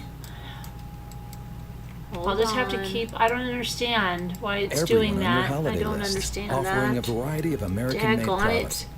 And I can't change it because I can't. You can't see the letters. You don't understand. There's Hold on, something too. with my Hold stream. What's going on? Are they? Wait, there. Hold on. Things I can't get back to the. I can't see. Like where I can adjust the screen on this thing. It's really weird. It's got something I probably have to. Why it's doing Everyone on your that? I holiday don't list, understand offering that. a variety of American-made Daggone products. it. And I can't don't change wanna it make it because I end. can't. You can't see the letters. You don't understand. There's Hold on, something with my stream. What's going on? Are they? Wait, there. Hold on.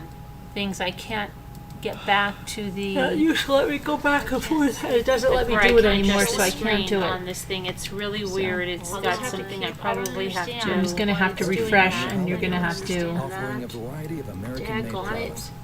And I can't change it because I can't Try. You don't understand. There's I something can't- with I my can't stream. move it. What's going on? Are they? Wait, there. I can't get into my Things I Streamlabs. can't get back to that part of it. You let me go back Again, and forth. the It doesn't let me best I do it can do anymore, adjust so I the can't do screen it on by- this thing. It's really weird. It's got something I probably have to. I'm just gonna have to refresh, and you're gonna have to. Offering a variety of American-made Daggone products. it.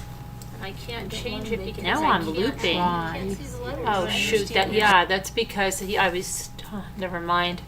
It's fixed now. All right. You guys are really killing me.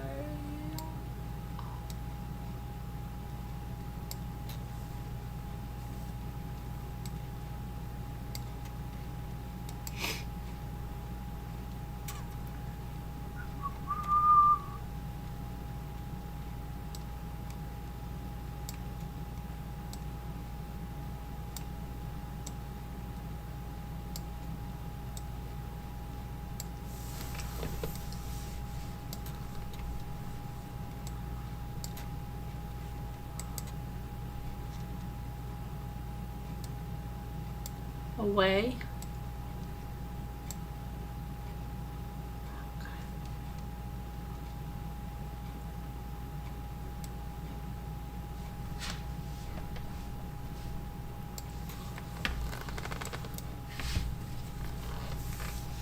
Okay.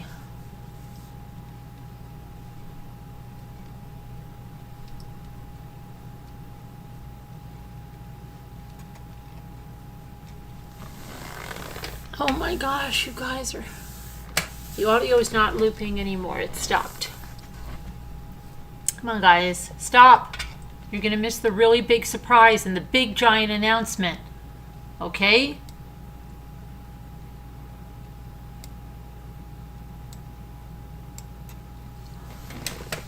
Let's see.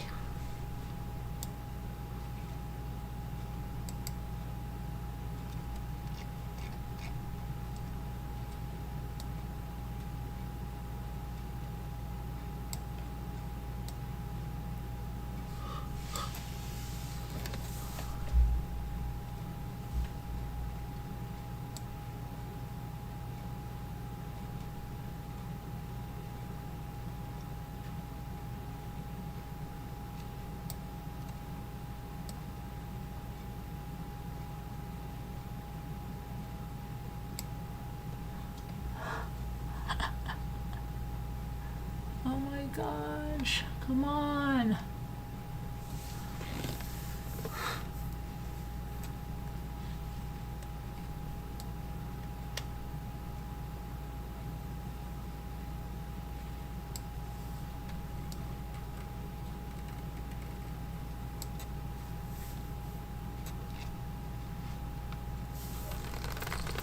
One more word. Pathway. Those are all the letters, so look up there.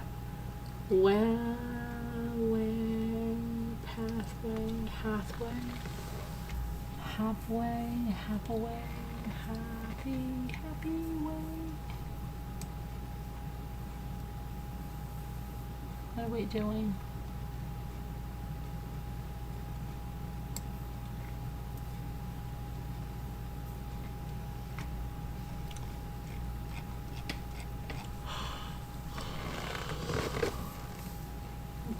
I don't know.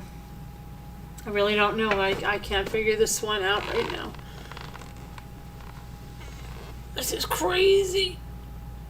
Hey, pay tap. Where's High 61? Where is everybody? Where is everybody? Margot, do I have to start a new Zoom? I do, right? I do. I'm doing it.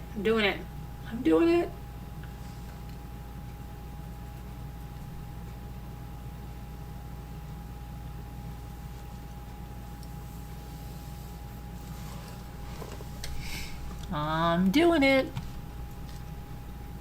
You're all getting kicked out. I'm kicking everyone out right now. I'm kicking you all out. Out of the Zoom. Uh-oh. New meeting. I've kicked you all out. I'm ending the other meeting. It's gone. It's gone. It's gone. It's gone. Goodbye. It's gone. You guys don't care? You guys don't care. No, I can't find the slick.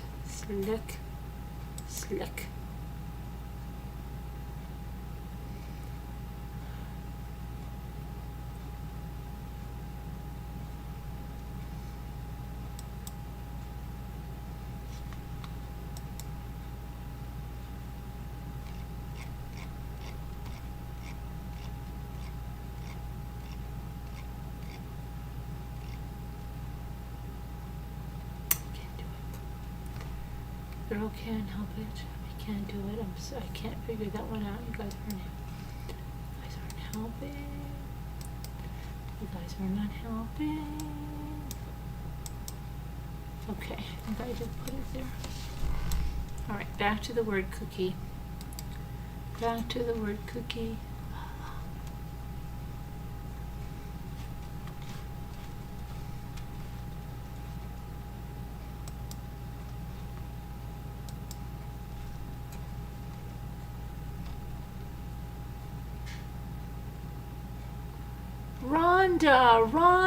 Rhonda.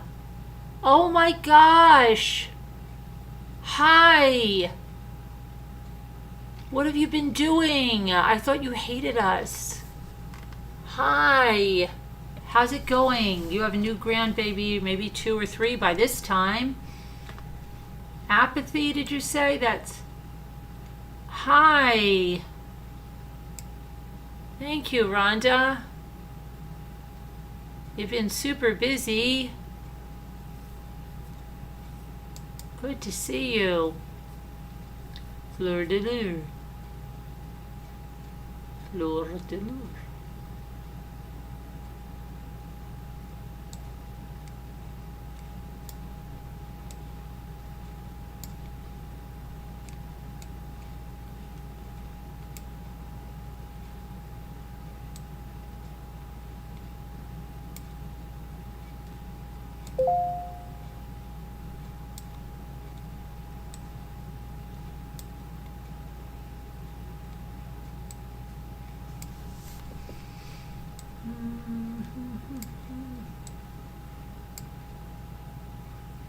I feel like there's an earthquake.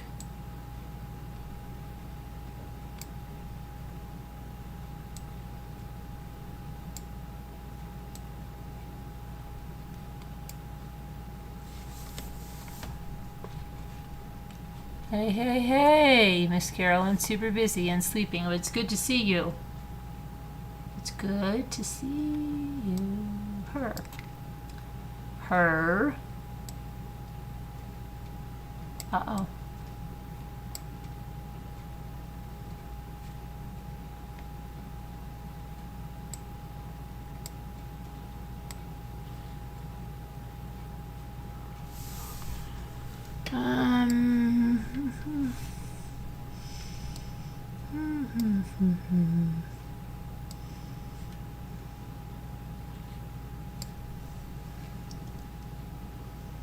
Hurler?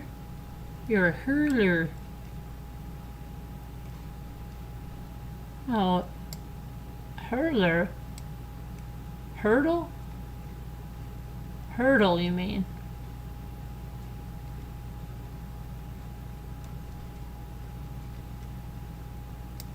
Hurdle. Why does it do that? Oh, gosh. Stand when it gets stuck on stuff.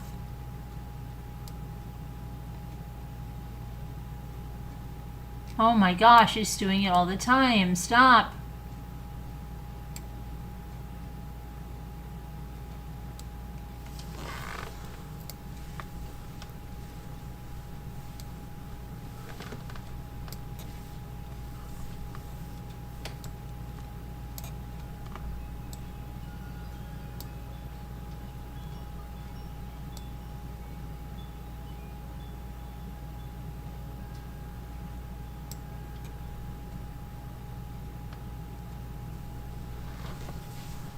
Okay,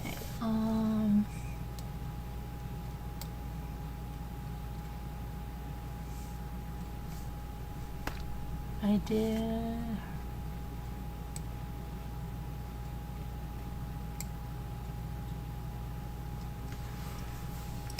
Come on, I want to get an announcement, an advancement tonight.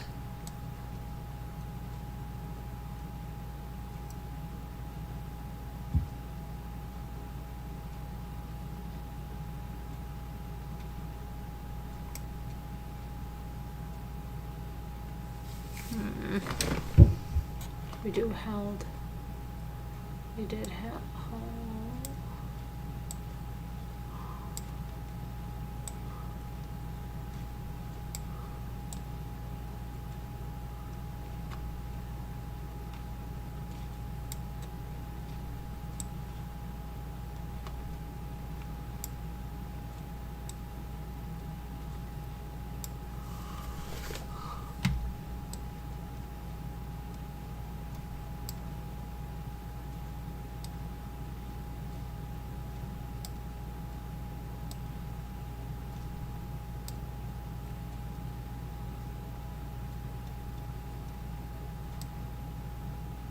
There's not another R. You can't do ruler. You can't do it. You can't do it.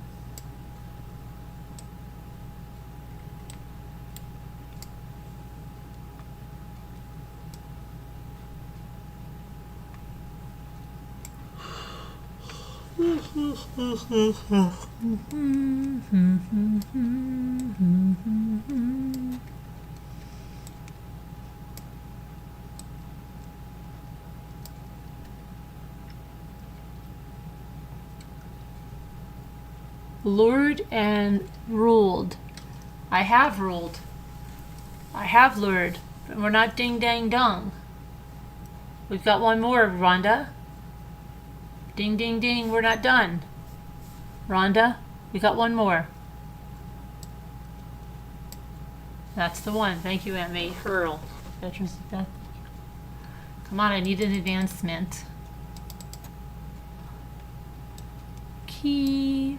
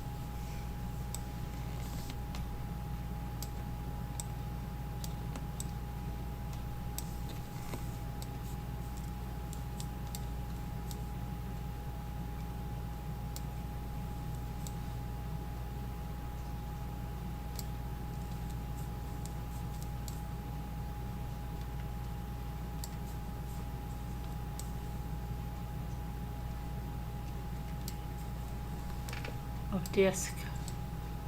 Shoot.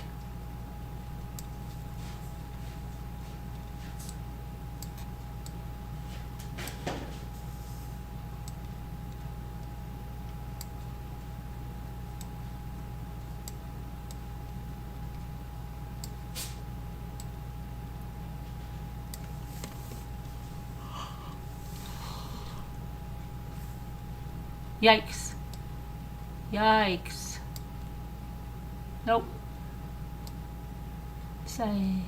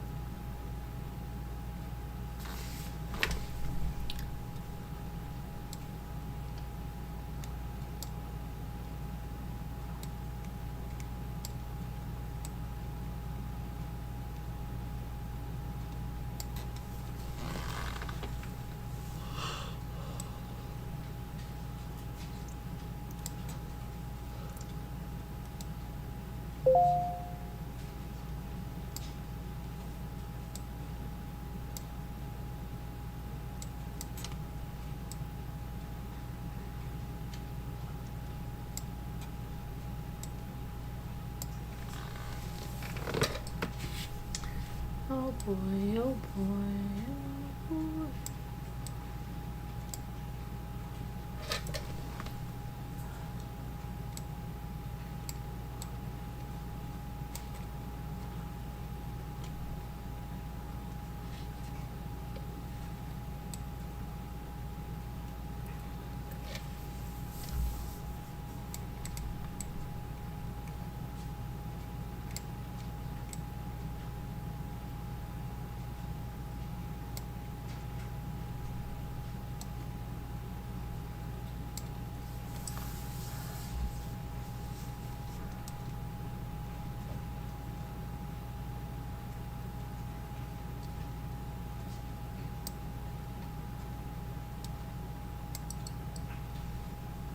Oh my gosh, I want to say donkeys. No, there's no donkeys.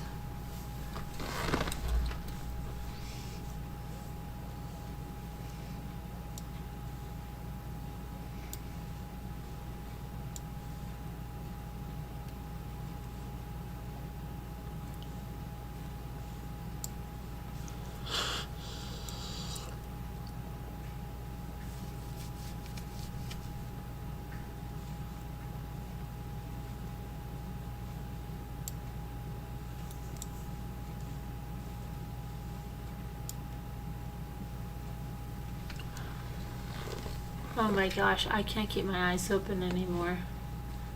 I can't keep my eyes open anymore.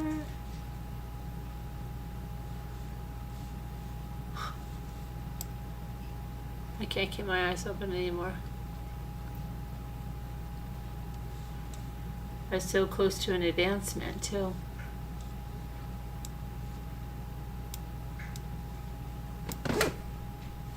Oh wait a minute, I see one side. I already say side, we did.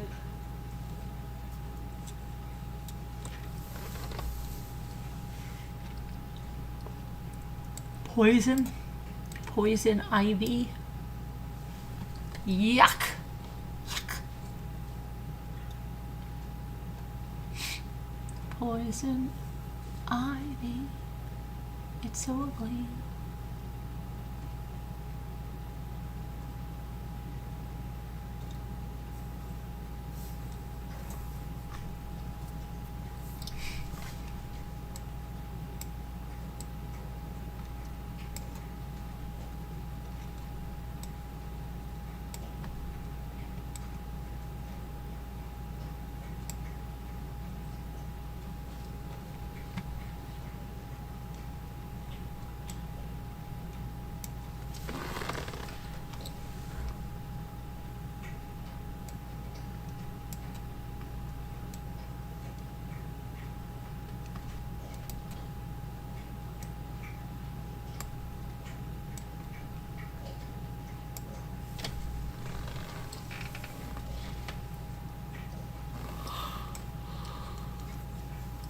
There's no Z. I already have Vice, don't I? I thought I did have Vice. I thought I did. Yeah, I already found it. It's not on there. It's confusing, but I already found it. Key disc. Key disc. Disc key. Disc key. Disc something. Disc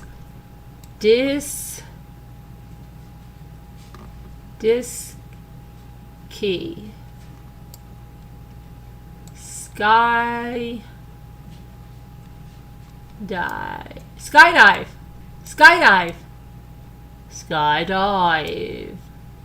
I was going to say skydive. Skydive. Okay.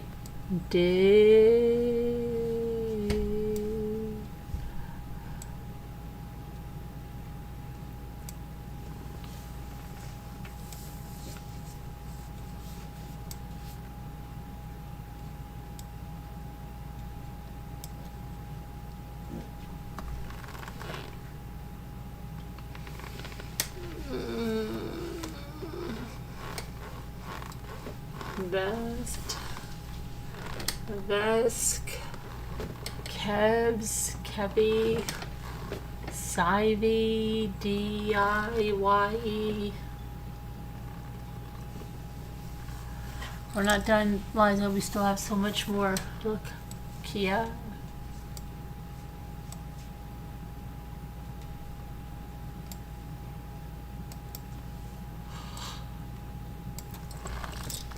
Oh my goodness, please help me.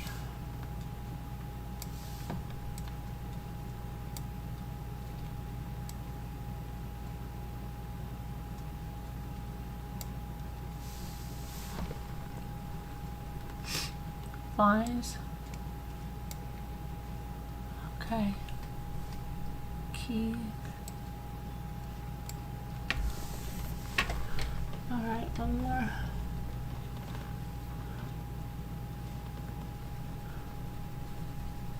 One more. Come on, one more, please.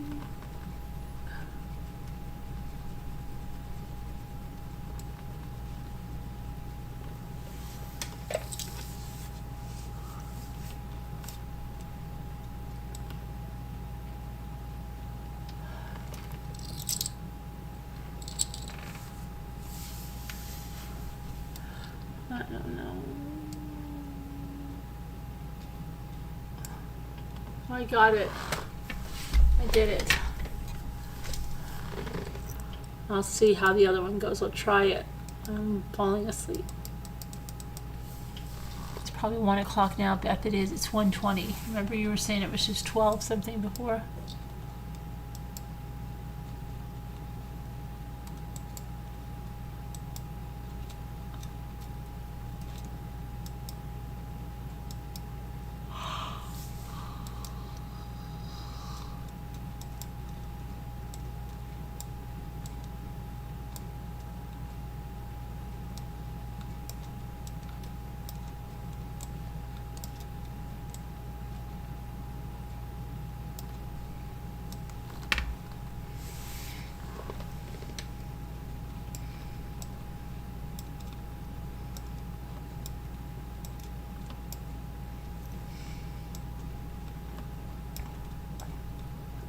They don't code it where I want them to go. Oh my gosh.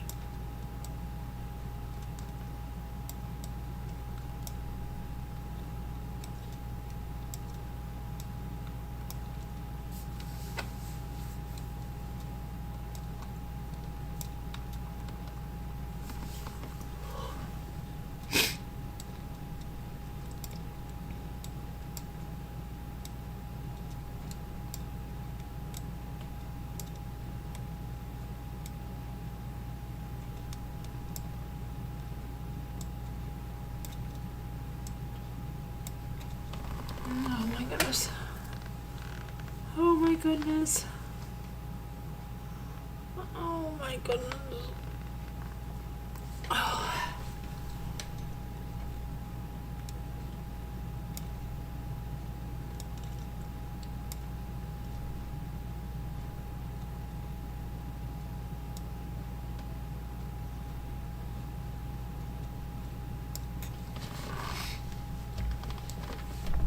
Okay.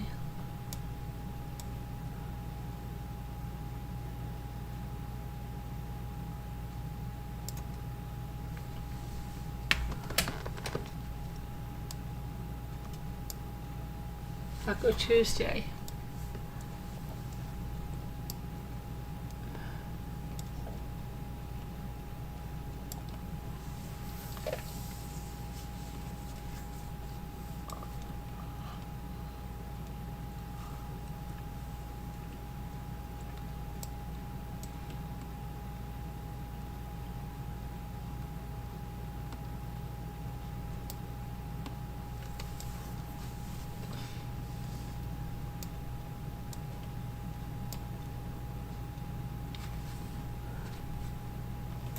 Oh my gosh.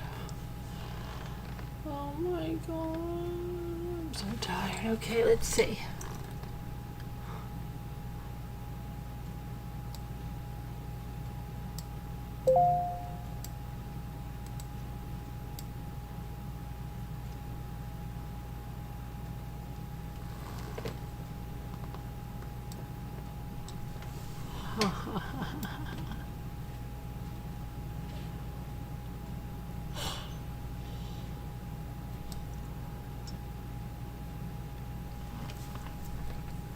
Koi.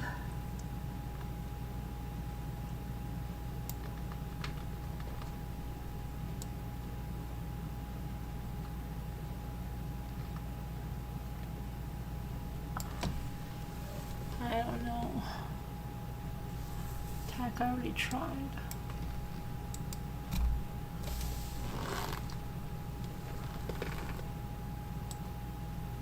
Getting copies.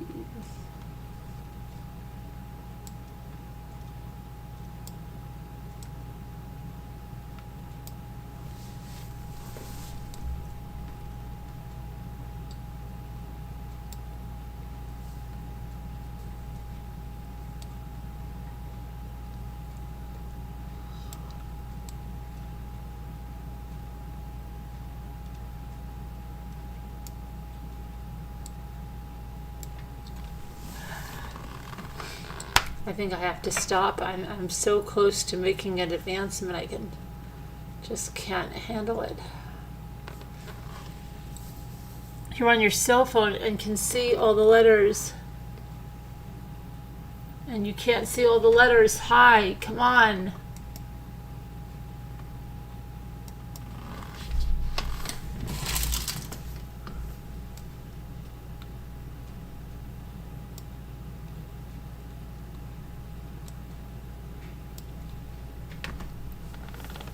Optic. Okay, hold on a minute. Oh, I'm so tired. I'm getting my second wind now. Come on, please get my second wind. Optic.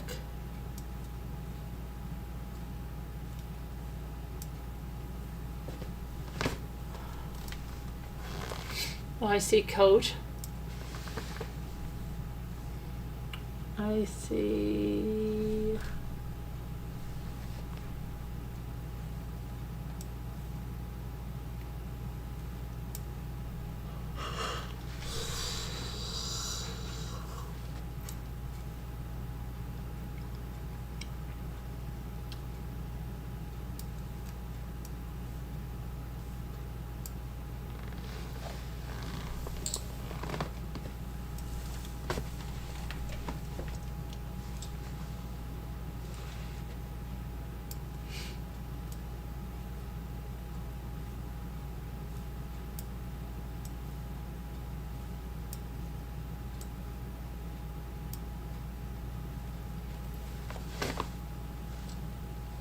gosh.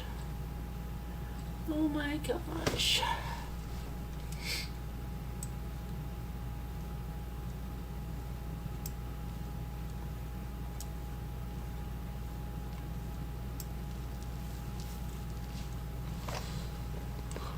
I know you can't see the bottom letters. There's nothing I can do. Oh.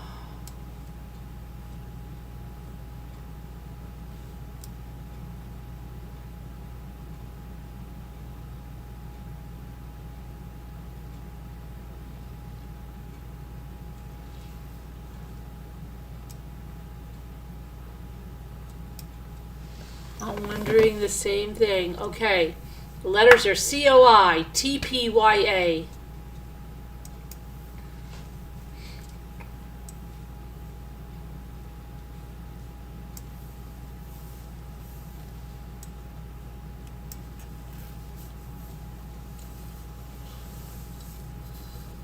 I just got that one. Okay, icy hot. So is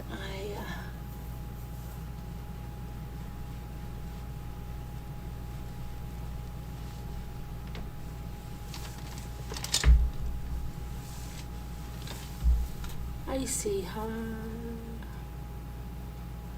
I can't keep my eyes open anymore. I've got to go to bed. I really want to make this advancement, but it doesn't look like it's going to happen tonight.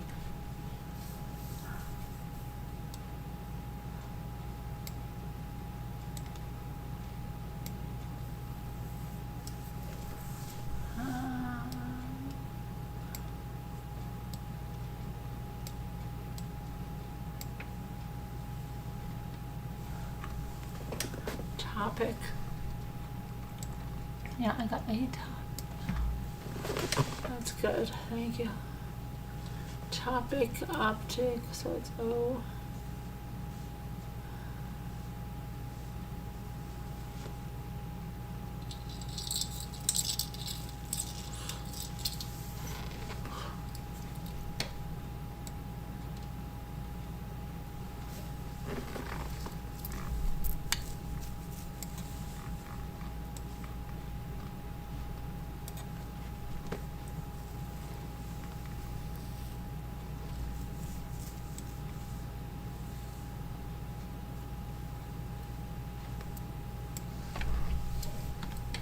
Oh my gosh.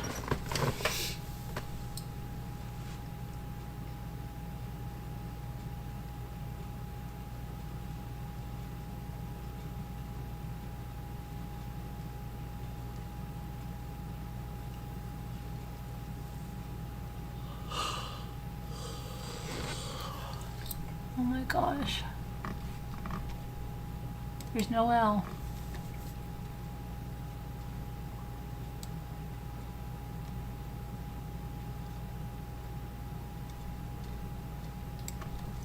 I'm falling asleep.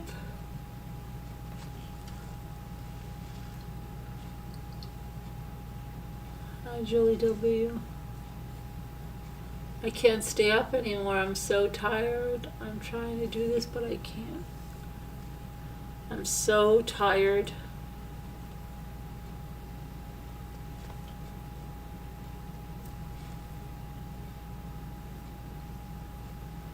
Alright, I love you guys. I have to go to bed. I can't do this anymore. I gotta find the thing to shut this down. I don't even know where you guys are.